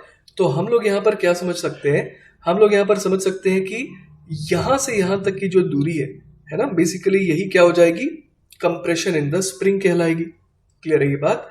तो यहां से यहां तक की जो दूरी है वो कितनी हो जाएगी, तो ये हो जाएगी L0 माइनस x के बराबर। क्लियर है, क्योंकि नेचुरल लेंथ जो है वो हम लोगों ने कितना कहा, L0 कहा है ना। तो यहां से यहां तक की दूरी बेसिकली L0 थी और उसमें से अगर x को घटा देंगे तभी तो अपने को क्या मिलेगा, L0 माइनस x मिलेगा, जो कि क्या है, कंप्रेशन इन द स्प्रिंग के भी बराबर है। क्लियर है ये बात। तो बच्चों जैसा कि हम लोग देख पा रहे हैं यहाँ पर कोई भी डिसिपेशन नहीं है एनर्जी का। तो अगर हम लोग स्प्रिंग ब्लॉक को सिस्टम मान ले तो यहाँ पर हम लोग क्या कह सकते हैं कि जो स्प्रिंग की पोटेंशियल एनर्जी वो धीरे धीरे कन्वर्ट होती जा रही है किसमें, ब्लॉक की काइनेटिक एनर्जी में, ठीक है। तो इनिशियली अगर हम लोग बात करें तो सिस्टम के पास कितनी एनर्जी थी, तो सिस्टम के पास एनर्जी थी हाफ k इंटू, अब आप देखिए कि शुरुआत में है ना, शुरुआत में कितने का कंप्रेशन था, तो यहां से यहां तक की दूरी हम लोग समझ पा रहे हैं कि कितने के बराबर है, तो ये L0 minus L0/2 that is L0/2 के बराबर है। तो हम लोग क्या लिखेंगे, हाफ के L0/2 का स्क्वायर, ठीक है। अब बच्चों ब्लॉक के पास इस समय कोई भी स्पीड नहीं थी, है ना, इस पोजीशन से इसे रिलीज करा गया है, तो काइनेटिक एनर्जी 0 लिख देते हैं। बाद में क्या हो जाएगा, बाद में मान लेते हैं काइनेटिक एनर्जी हो गई हाफ mv², और इस समय स्प्रिंग पोटेंशियल एनर्जी कितनी हो जाएगी, तो वो हो जाएगी हाफ k, और इस समय हम लोग देख पा रहे हैं कि कंप्रेशन कितने का है, तो वो है L0 माइनस x का, तो यहाँ पर L0 माइनस x का स्क्वायर लिख देंगे। क्लियर है बात। तो यहाँ से चलिए इसे सॉल्व करके देखते हैं क्या आ रहा है। पहले तो देखिए ये 2 हर जगह कट जा रहा है, क्या बच जाएगा, k L0² upon 4 is equal to mv² plus k into इधर क्या आ जाएगा, L0 माइनस x की पावर 2। अब देखिए बच्चों, अपने को तो v निकालना है, क्लियर है ये बात। तो हम लोग क्या कह सकते हैं यहाँ पर, mv स्क्वायर बराबर कितना आ जाएगा, k l not square upon 4 minus k l not minus x की पावर 2। तो यहाँ से v कितना आ जाएगा, तो ये आ जाएगा k l not square upon 4m minus k upon m l not minus x की पावर 2, और पूरे के ऊपर क्या लग जाएगा बच्चों, रूट लग जाएगा। तो ये हो गया हमारा आंसर, है ना। लेकिन ये किसका आंसर है, केस 1 का, ठीक है। अब बच्चों अगर हम लोग केस नंबर 2 की बात करें, जब x क्या हो चुका होगा, l नॉट से ज्यादा हो चुका होगा, तो हम लोग समझ पा रहे हैं कि जैसे ही स्प्रिंग अपने नेचुरल लेंथ में आएगी उसके बाद वो उसी जगह रुक जाएगी, क्योंकि वो मासलेस है, उसके पास कोई इनर्शिया नहीं है और वो ब्लॉक से अटैच्ड नहीं है ना। इस वजह से ब्लॉक आगे निकल जाएगा, स्प्रिंग वहीं का वहीं रुक जाएगा, क्लियर है ये बात। तो इस वजह से हम लोग क्या कह सकते हैं कि अगर x greater than L not है ना, तो इसका मतलब ये हो गया कि स्प्रिंग के पास अब कोई भी पोटेंशियल एनर्जी नहीं रहेगी। तो यहाँ पर फिर से अगर मैकेनिकल एनर्जी का कंजर्वेशन लगाए तो इनिशियल एनर्जी कितनी थी, हाफ के एल नॉट बाई 2 का स्क्वायर, और बाद में पूरी की पूरी एनर्जी कन्वर्ट हो गई किसमें, काइनेटिक एनर्जी में, that is half M V square में, ठीक है। तो यहां से देखिए क्या आ जाएगा अपने पास, यहां से आ जाएगा K L naught square upon 4 is equal to M V square, ठीक है। तो यहां से बच्चों हमारा आंसर आ जाएगा v इज इक्वल टू आ जाएगा, देखिए अंडर द रूट ऑफ के L naught square upon 4m के बराबर, है ना। तो यही हो जाएगा बच्चों हमारा फाइनल आंसर, क्लियर है ये बात। चलिए बच्चों, तो नेक्स्ट सवाल देखते हैं। अगला सवाल है, a block weighing 10 Newton travels down a smooth curved track AB joined to a rough horizontal surface. The rough surface has a friction coefficient of 0.20 with the block. If the block starts slipping on the track from a point 1 meter above the horizontal surface, how far will it move on the rough surface? तो देखिए बच्चों, इस सवाल में हम लोग देख पा रहे हैं कि ये जो कर्व्ड ट्रैक है ना, ये बेसिकली कैसा है, ये स्मूथ है, लेकिन ये जो हॉरिजॉन्टल सरफेस है ना, ये बेसिकली कैसा है बच्चों, ये रफ है, क्लियर है ये बात। तो हम लोग यहाँ पर समझ पा रहे हैं कि ए से बी जो है ना, बड़े आराम से ये ब्लॉक जो है नीचे आता जाएगा और इसकी स्पीड भी लगातार क्या होती जाएगी, बढ़ती जाएगी, क्योंकि ये ऊपर से नीचे आ रहा है। लेकिन जब ये आगे जाता जाएगा उसके बाद, है ना, तो हम लोग समझ पा रहे हैं कि काइनेटिक फ्रिक्शन की वजह से इसकी स्पीड धीरे धीरे कम होती जाएगी और एक समय ऐसा आएगा जब ये रुक जाएगा, क्लियर है ये बात। तो देखिए बच्चों, यहां पर हम लोग एक चीज समझ पा रहे हैं कि कंजर्वेशन, है ना, कंजर्वेशन ऑफ मैकेनिकल एनर्जी, है ना, कंजर्वेशन ऑफ मैकेनिकल एनर्जी यहां पर एप्लीकेबल नहीं हो सकता है, क्योंकि काइनेटिक फ्रिक्शन की वजह से कुछ एनर्जी का क्या हो जाएगा, वेस्टेज हो जाएगा, ठीक है। पर फिर भी हम लोग एक चीज जानते हैं कि वर्क एनर्जी थ्योरम तो हमेशा ही एप्लीकेबल है। तो हम लोग क्या लिख देंगे, work done by all the forces is equal to change in kinetic energy. ये यहां पर हम लोग अप्लाई कर सकते हैं, ठीक है। तो चलिए बच्चों, मान लेते हैं कि ये सी पॉइंट पर जाकर के रुका, ठीक है। तो क्या क्या वर्क इसके ऊपर हुआ, चलिए सोचते हैं ना। तो सबसे पहले हम लोग देख पा रहे हैं कि ये 1 मीटर के हाइट से जो है नीचे आया है, तो वर्क डन बाय ग्रेविटी यहां पर शामिल होगा, ठीक है। फिर नॉर्मल जो है उसका वर्क जो है वो हमेशा ही 0 रहेगा, क्योंकि हमेशा हम लोग देख पा रहे हैं कि नॉर्मल और वेलोसिटी की डायरेक्शन आपस में परपेंडिकुलर है। तो वर्क डन बाय ग्रेविटी आएगा, ठीक है। उसके बाद बी से सी वाले जर्नी में हम लोग समझ सकते हैं कि फ्रिक्शन भी एप्लीकेबल हो गया, है ना, तो वर्क डन बाय फ्रिक्शन भी आएगा। और ये दोनों फोर्सेस का जो वर्क है वही क्या करेगा, काइनेटिक एनर्जी में चेंज लाएगा, ठीक है। अब यहां पर देखिए बच्चों, इनिशियली हम लोग समझ पा रहे हैं कि इनिशियल स्पीड जो थी इसकी वो तो 0 थी, यहां से रेस्ट से रिलीज करा गया था, और फाइनली हम लोग देख पा रहे हैं कि ये वापस से रेस्ट पे आ रहा है। तो डेल्टा के यहां पर क्या हो जाएगा, 0 हो जाएगा। इसका मतलब work done by gravity plus work done by friction बराबर क्या आ जाएगा, 0 आ जाएगा, ठीक है। अब वर्क डन बाय ग्रेविटी निकालना बड़ा आसान है। हम लोग समझ पा रहे हैं कि फोर्स नीचे कितना लग रहा है, तो वो 10 न्यूटन का लग रहा है, ठीक है। और फोर्स की डायरेक्शन में कितने का डिस्प्लेसमेंट हुआ, तो वो 1 मीटर का हुआ, ठीक है। तो हम लोग समझ पा रहे हैं वर्क डन बाय ग्रेविटी हो गया 10 × 1 के बराबर। अब इसमें क्या ऐड करेंगे, वर्क डन बाय फ्रिक्शन, है ना, और ये किसके बराबर आना चाहिए, 0 के बराबर आना चाहिए, ठीक है। तो यहां पर देखिए बच्चों हम लोग क्या लिख सकते हैं, वर्क डन बाय फ्रिक्शन बराबर क्या आ जाएगा, -10 जूल के बराबर आ जाएगा। और वर्क डन बाय फ्रिक्शन हम लोग अलग से निकाल भी सकते हैं, है ना। वो बेसिकली कितना आ जाएगा, तो फोर्स ऑफ फ्रिक्शन तो कांस्टेंट रहा, है ना, क्योंकि काइनेटिक फ्रिक्शन रहा, तो वो हो जाएगा म्यू इंटू, है ना, म्यू इंटू किसके बराबर, नॉर्मल। और नॉर्मल जो है वो mg के बराबर ही आ जाएगा, है ना। तो म्यू इंटू mg यहाँ पर हम लोग लिख सकते हैं, ये तो फ्रिक्शन फोर्स हो गया। साथ ही साथ मान लेते हैं कि वो s डिस्टेंस ट्रेवल करा है, तो यहाँ पर मैंने s भी लिख दिया। अब फ्रिक्शन फोर्स लग रहा था पीछे की तरफ, है ना, और ब्लॉक जा रहा था राइट की तरफ, तो यहाँ पर एक नेगेटिव साइन भी आएगा। क्लियर है ये बात। तो ये किसके बराबर हो गया, -10 के। ठीक है, अब हमारे को पता है कि m इंटू जी की वैल्यू कितनी दे रखी है, तो वो 10 न्यूटन दे रखी है। क्लियर है ये बात। तो हमारे को ये समझ में आ रहा है कि mu into 10 into S is equal to क्या आ गया, 10 आ गया।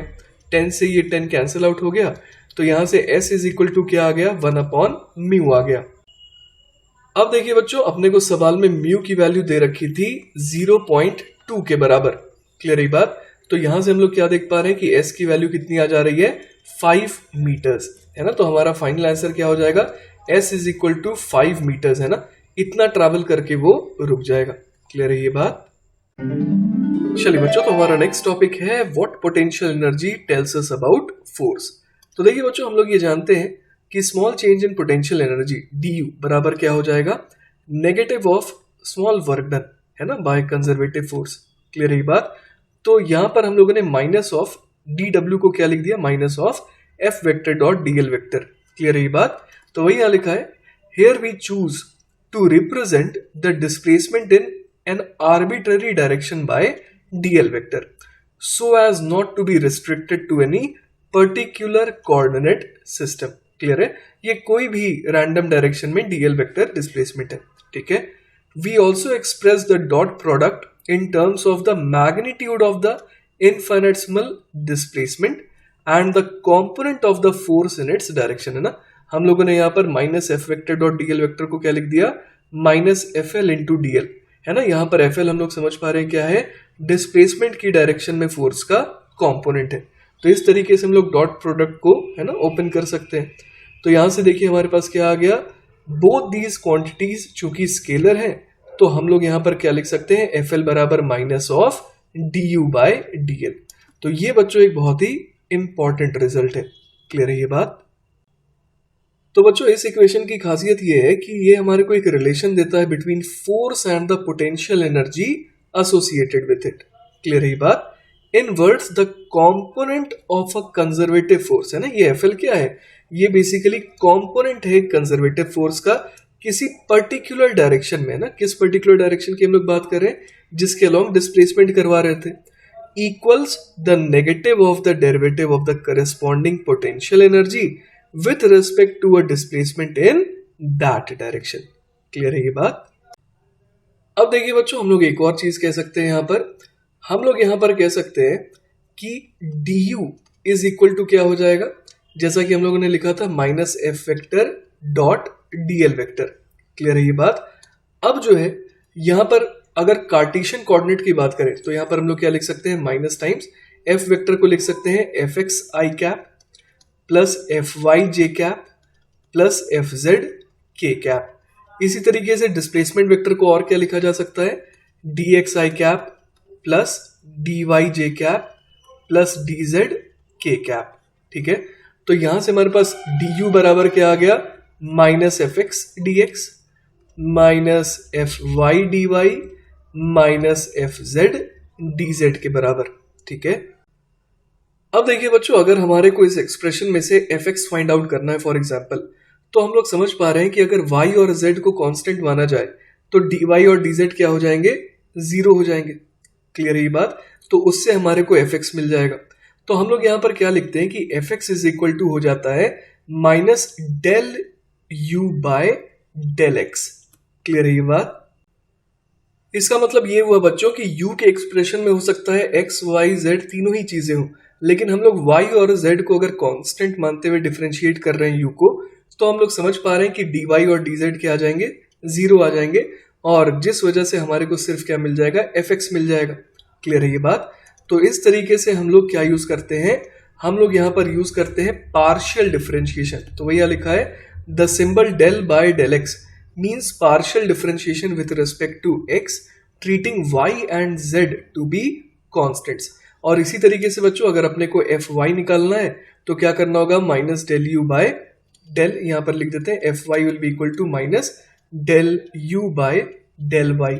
इसी तरह एफ जेड बराबर चाहिए तो क्या हो जाएगा, minus del U by del Z हो जाएगा। क्लियर है ये बात।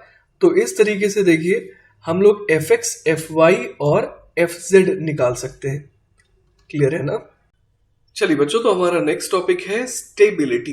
ठीक है, तो देखिए बच्चों ये जो हमारे पास रिजल्ट आया है f is equal to minus D U by D X, it is useful not only for computing the force but also for visualising the stability of a system from a diagram of the potential energy. अब हम लोग सीखने वाले हैं बच्चों कि किस तरीके से है ना पोटेंशियल एनर्जी का डायग्राम अगर हमारे पास हो तो हम लोग स्टेबिलिटी को कैसे जज कर सकते हैं। ठीक है, for instance in the case of a harmonic oscillator the potential energy U equal to k x square by two is describe by a parabola. है ना, तो हमारे को यहाँ पर क्या दे रखा है, हमारे को यहाँ पर जो है एक स्प्रिंग ब्लॉक सिस्टम के लिए पोटेंशियल एनर्जी दे रखी है कि वो के एक्स स्क्वायर अपॉन टू है।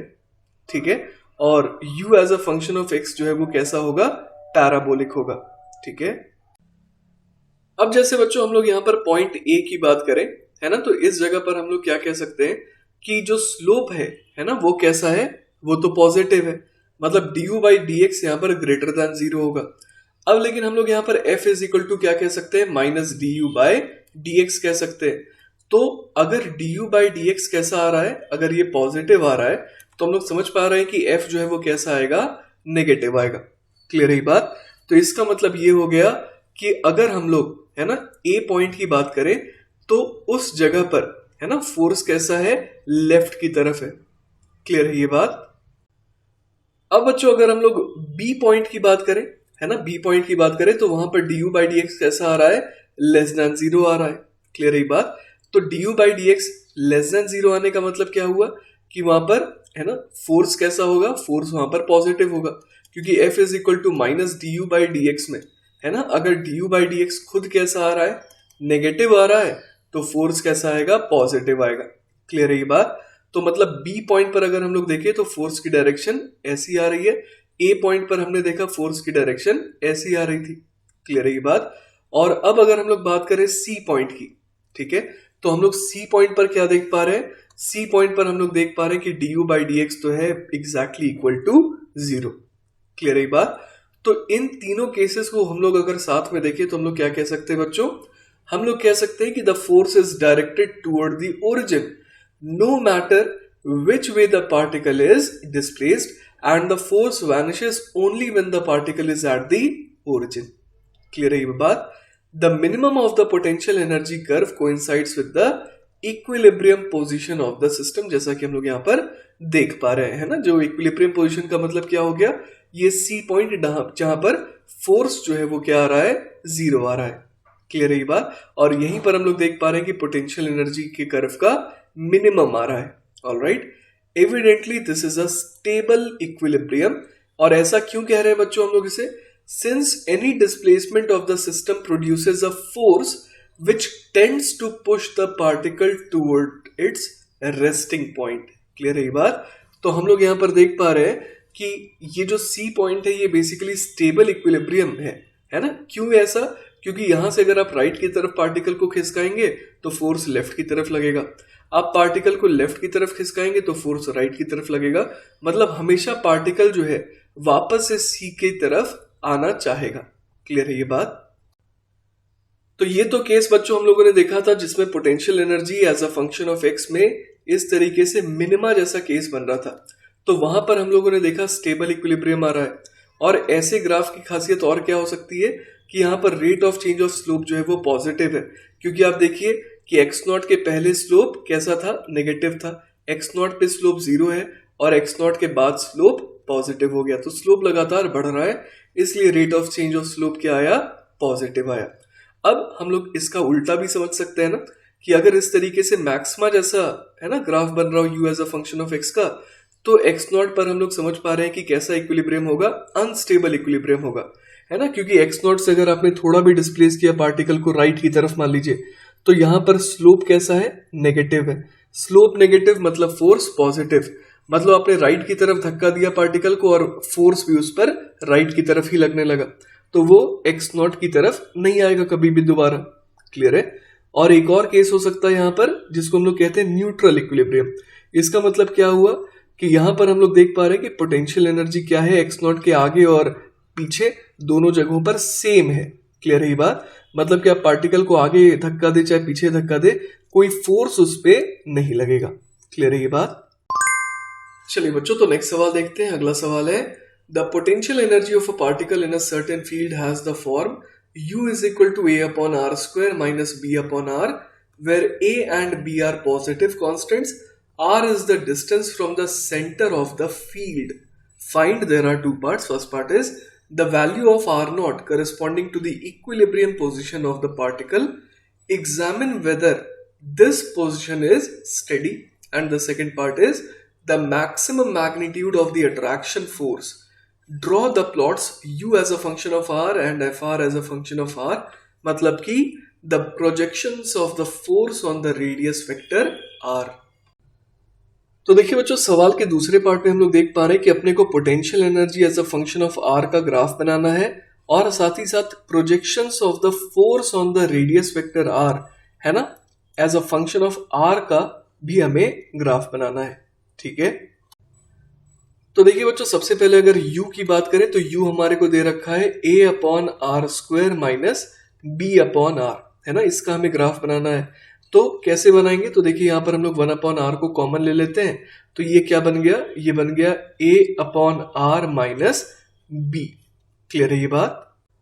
तो बच्चों यहाँ पर हम लोग देख पा रहे हैं कि अगर r की वैल्यू को हम लोग क्या रख दे, 0 से स्लाइटली बड़ा रख दे, तो हम लोग समझ पा रहे हैं कि u जो है ना, u जो है वो क्या बन जाएगा, वो टेंडिंग टू इंफिनिटी बन जाएगा। क्लियर है ये बात। तो अपने को ये समझ में आ गया कि r की वैल्यू 0 तो नहीं रख सकते, पर स्लाइटली ग्रेटर देन 0 जैसे ही रखेंगे तो u जो है वो इंफिनिटी को टेंड करेगा। क्लियर है ये बात। साथ ही साथ हम लोग ये भी देख पा रहे हैं कि अगर a upon R minus B, अगर इसकी वैल्यू 0 हो जाती है तो u भी 0 हो जाएगा, है ना। तो यहां से देखिए क्या आ जा रहा है, a upon R equal to B, तो यहां से क्या आ जा रहा है, r equal to A upon B. तो r equal to A upon B, है ना, इस वैल्यू पर क्या हो रहा है बच्चों, तो इस वैल्यू पर हम लोग समझ पा रहे हैं कि u की वैल्यू क्या हो जा रही है, 0 हो जा रही है। ठीक है। इसके अलावा बच्चों एक और चीज फाइंड आउट कर लेते हैं, है ना, वो ये है कि u as a function of r का जो ग्राफ बनेगा उसका स्लोप कहां पर 0 होगा। क्लियर है। तो अगर मैं du बाई डी आर निकालू यहां पर, तो वो कितना आ जाएगा, तो a एज इट इज रह जाएगा, r की पावर -2 है ये, तो ये बन जाएगा -2, है ना, -2, और ये क्या बन जाएगा, r की पावर -3। फिर अगला टर्म -b और ये 1 अपॉन r है। ठीक है। तो ये हो जाएगा -1 अपॉन आर स्क्वेयर। क्लियर है ये बात।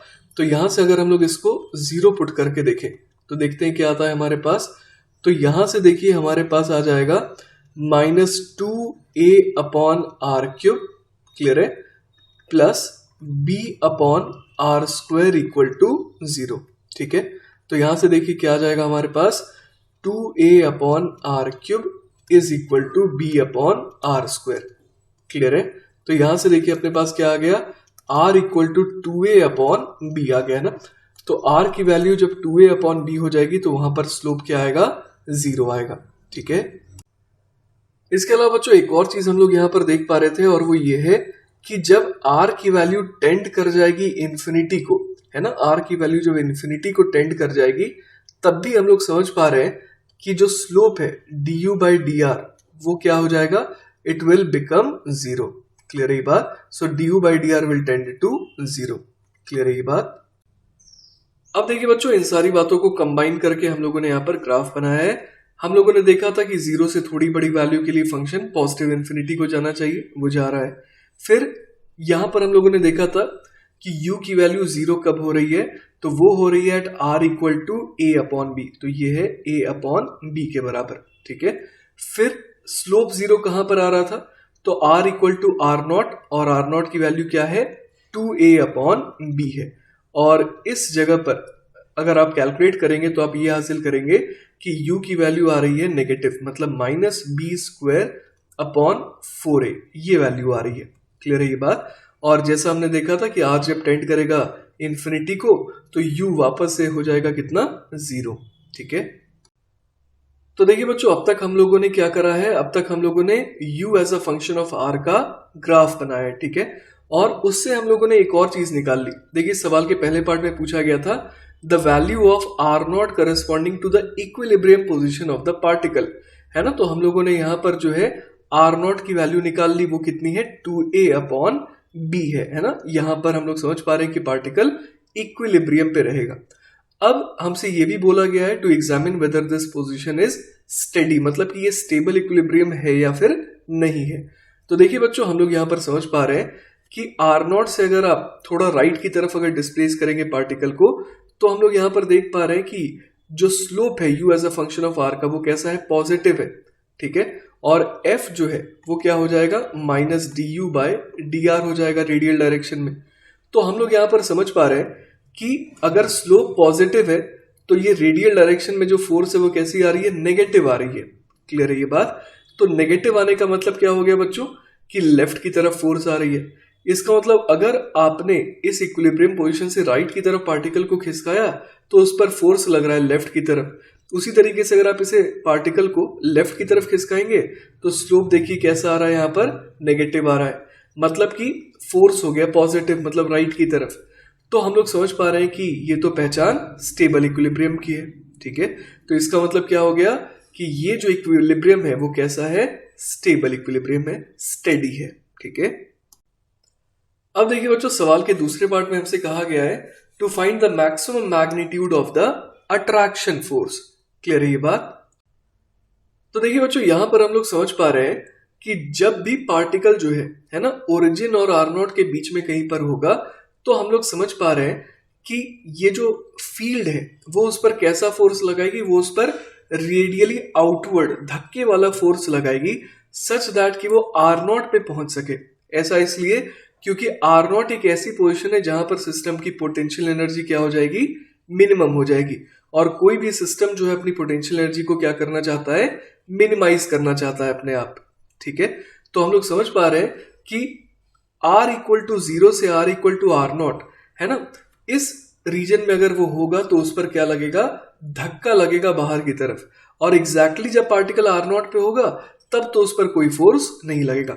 लेकिन अगर पार्टिकल r0 के बियॉन्ड हुआ तो हम लोग समझ पा रहे हैं कि फील्ड उसको अट्रैक्ट करेगी, उसको खींचेगी अपनी तरफ, ताकि वो पार्टिकल कहां पर आ पाए, r0 पे आ पाए, सच दैट की सिस्टम की पोटेंशियल एनर्जी क्या हो सके, मिनिमाइज हो सके। ठीक है, तो इसका मतलब बच्चों जिस रीजन की हमसे बात करी जा रही है वो कौन सा है, वो ये वाला है ना। ये वाला जो रीजन है, इस रीजन में हम लोग समझ पा रहे हैं कि फोर्स कैसा लगेगा बच्चों, अट्रैक्टिव लगेगा। और ये आप स्लोप से भी देख सकते हैं ना, इन जगहों पर आप देखिए तो एग्जैक्टली r0 पर तो स्लोप 0 है। ठीक है, लेकिन उसके अलावा आप कहीं पर भी देखेंगे तो स्लोप कैसा है, पॉजिटिव है, मतलब फोर्स नेगेटिव है, मतलब लेफ्ट की तरफ है। क्लियर है ये बात? तो अपने को r0 के बियॉन्ड वाले रीजन के बारे में बात करनी है कि कहां पर फोर्स का मैग्नीट्यूड जो है वो क्या आएगा, मैक्सिमम आएगा। क्लियर है ये बात? r0 पे आप देखिए स्लोप 0 है और r टेंडिंग टू इंफिनिटी पे फिर से स्लोप 0 हो गया, तो बीच में कहीं ना कहीं पर तो फोर्स का क्या आया होगा, मैग्नीट्यूड वाइज मैक्सिमा आया ही होगा। ठीक है, तो इसे निकालने के लिए बच्चों हम लोग क्या करेंगे, F इज इक्वल टू बोल देंगे -du/dr। क्लियर है ये बात? तो यहां से अपने को क्या मिल जाएगा, ये जो रेडियल फोर्स है वो मिल जाएगा, है ना। बेसिकली फोर्स किस डायरेक्शन में लग रहा है, रेडियल डायरेक्शन में लग रहा है, क्योंकि वो फंक्शन ऑफ r आ रहा है।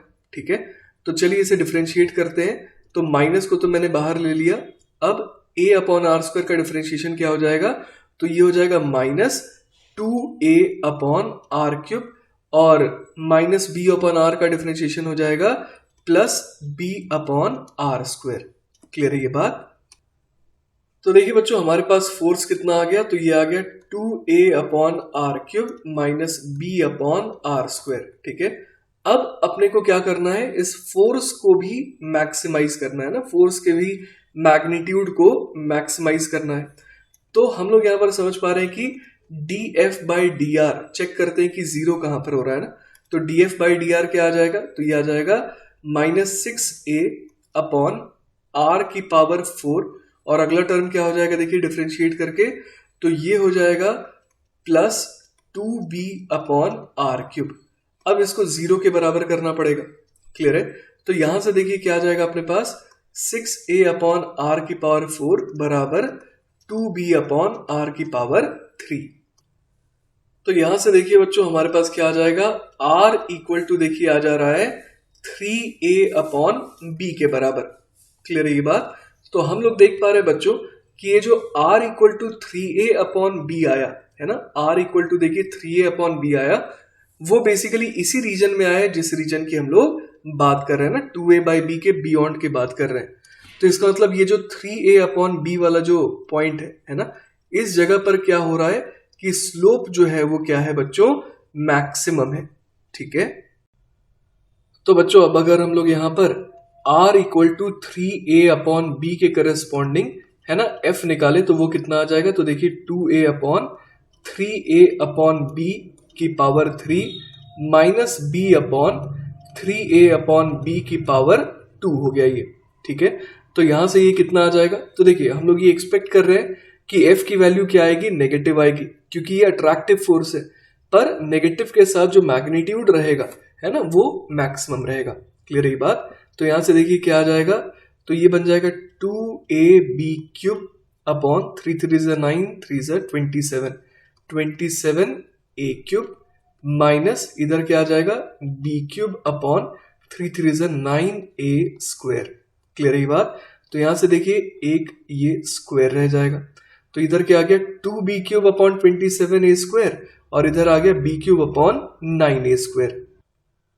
तो ये बन जाएगा बच्चों -b³ अपॉन 27a² के बराबर। तो हम लोग यहाँ पर समझ पा रहे हैं कि जो मैक्सिमम मैग्नीट्यूड की अपने को तलाश थी है ना, वो कितना हो गया। तो यहाँ पर हम लोग लिख सकते हैं इस तरीके से, ये हो जाएगा b³ अपॉन 27a² है ना। ये बेसिकली क्या है, मैक्सिमम मैग्नीट्यूड किसका, ऑफ अट्रैक्टिव फोर्स, क्लियर है ये बात। तो हम लोगों ने यहां पर जो है maximum magnitude of attractive force भी निकाल लिया। अब बच्चों जो आखिरी चीज अपने को निकालनी थी वो थी कि जो फोर्स है ना, in the radial direction, clear है, उसका ग्राफ कैसा बनेगा as a function of R. तो देखिए बच्चों यहां पर हम लोग क्या देख पा रहे थे बड़े आराम से कि कहां पर ये जो u as a function of r का स्लोप जीरो हो रहा था, वो हो रहा था r0 इक्वल टू 2a/b पर। तो वहां पर हम लोग समझ पा रहे थे कि फोर्स क्या होगा, जीरो होगा, क्लियर है बात। उसके पहले वाले रीजन में हम लोग देख पा रहे थे कि u as a function of r का स्लोप कैसा है, उसका स्लोप देखिए बच्चों नेगेटिव था, है ना। r0 के पहले u as a function of r का स्लोप कैसा है बच्चों, हर जगह नेगेटिव है, क्लियर है। तो इस वजह से उस पूरे के पूरे रीजन में फोर्स कैसा आएगा, पॉजिटिव आएगा। तो इसलिए देखिए r0 के पहले हर जगह फोर्स कैसा दिखाया मैंने, पॉजिटिव दिखाया। उसके बाद हम लोग देख पा रहे हैं क्या हो रहा है, उसके बाद बच्चों जो है ना, r0 के बाद u जो है ना, u as a function of r, उसका स्लोप पॉजिटिव हो जा रहा है। तो इस वजह से हम लोग देख पा रहे हैं कि अब जो फोर्स है वो नेगेटिव रीजन में लाई कर रहा है, क्लियर है बात। साथ ही साथ हम लोग ये भी देख पा रहे हैं कि एक जगह, और वो जगह कौन सी है, r इक्वल टू 3a/b, वहां पर जो है हम लोग देख पा रहे थे कि df/dr क्या आना चाहिए, जीरो आना चाहिए। तो ये मेक श्योर करते हुए हम लोगों ने इस तरीके से कुछ ग्राफ बना दिया, ठीक है। इसके अलावा बच्चों हम लोग ये देख पा रहे हैं कि जब r टेंडिंग टू इन्फिनिटी होगा तो फोर्स भी टेंडिंग टू जीरो हो जाएगा, क्लियर है बात। तो ये सारी चीजें हम लोगों ने इस ग्राफ में शो कर दी है, ठीक है।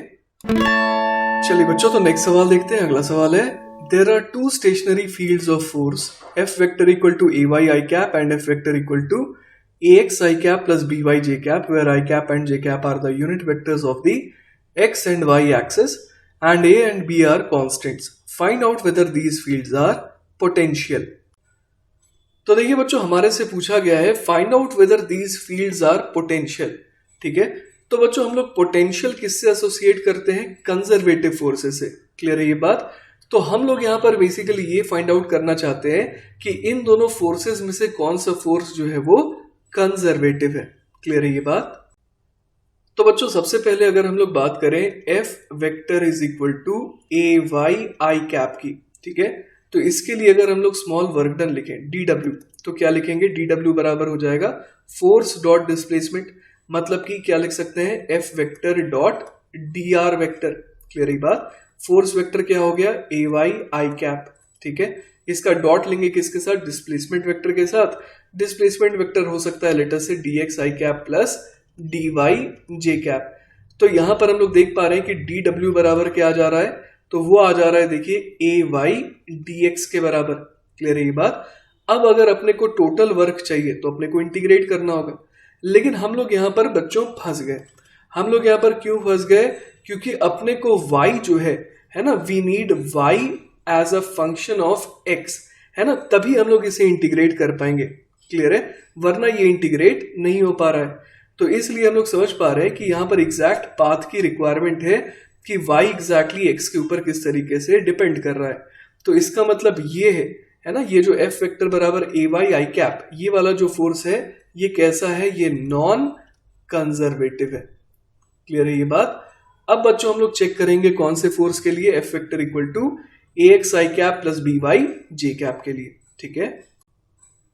तो अब मैं लिख देता हूं बच्चों एफ वेक्टर बराबर ए X I cap plus B Y J cap. Clear है? तो हम लोग यहां पर डी डब्ल्यू बराबर क्या लिख देंगे? तो ये लिख देंगे F vector dot D R vector, ठीक है। और ये कितना आ जाएगा बच्चों? ए X I cap plus B Y J cap. इसका डॉट लेना है किसके साथ? D x I cap plus D Y J cap के साथ, ठीक है। तो यहां से डी डब्ल्यू बराबर कितना आ जाएगा? तो ये आ जाएगा ए एक्स डी एक्स प्लस अगला आ जाएगा बी वाई डी वाई के बराबर। क्लियर है? अब अगर इंटीग्रेट करना है तो आप देख पा रहे हैं कि इंटीग्रेट करना बड़ा आसान है ना। हम लोग यहाँ पर देख पा रहे हैं कि अपने को, है ना, अपने को सिर्फ किससे रिक्वायरमेंट है? अपने को सिर्फ x की इनिशियल वैल्यू, x की फाइनल वैल्यू, y की इनिशियल वैल्यू और y की फाइनल वैल्यू, मतलब कि अपने को सिर्फ कोऑर्डिनेट्स की रिक्वायरमेंट है, उसी से अपना वर्क डन आ जाएगा। क्लियर है ये बात? तो इस वजह से बच्चों हम लोग समझ पा रहे हैं कि ये जो फोर्स है ना, ये कैसा फोर्स है बच्चों? कंजर्वेटिव। क्लियर है ये बात? तो हम लोग यहाँ पर कह सकते हैं कि कौन सी फील्ड यहाँ पर पोटेंशियल है ना। तो यहाँ पर हम लोग कह सकते हैं कि जो दूसरी वाली है ना, दैट इज जिससे एसोसिएटेड फोर्स क्या है? ए X I cap plus B Y J cap, वो पोटेंशियल है, ठीक है। तो इसी के साथ बच्चों हमारा ये लेक्चर खत्म होता है। आई होप कि आपको चीजें अच्छे से समझ में आई होंगी। इन केस अगर कोई डाउट रह जाता है then feel free to contact me, I will be very happy to help you. Take care बच्चों, बाय बाय।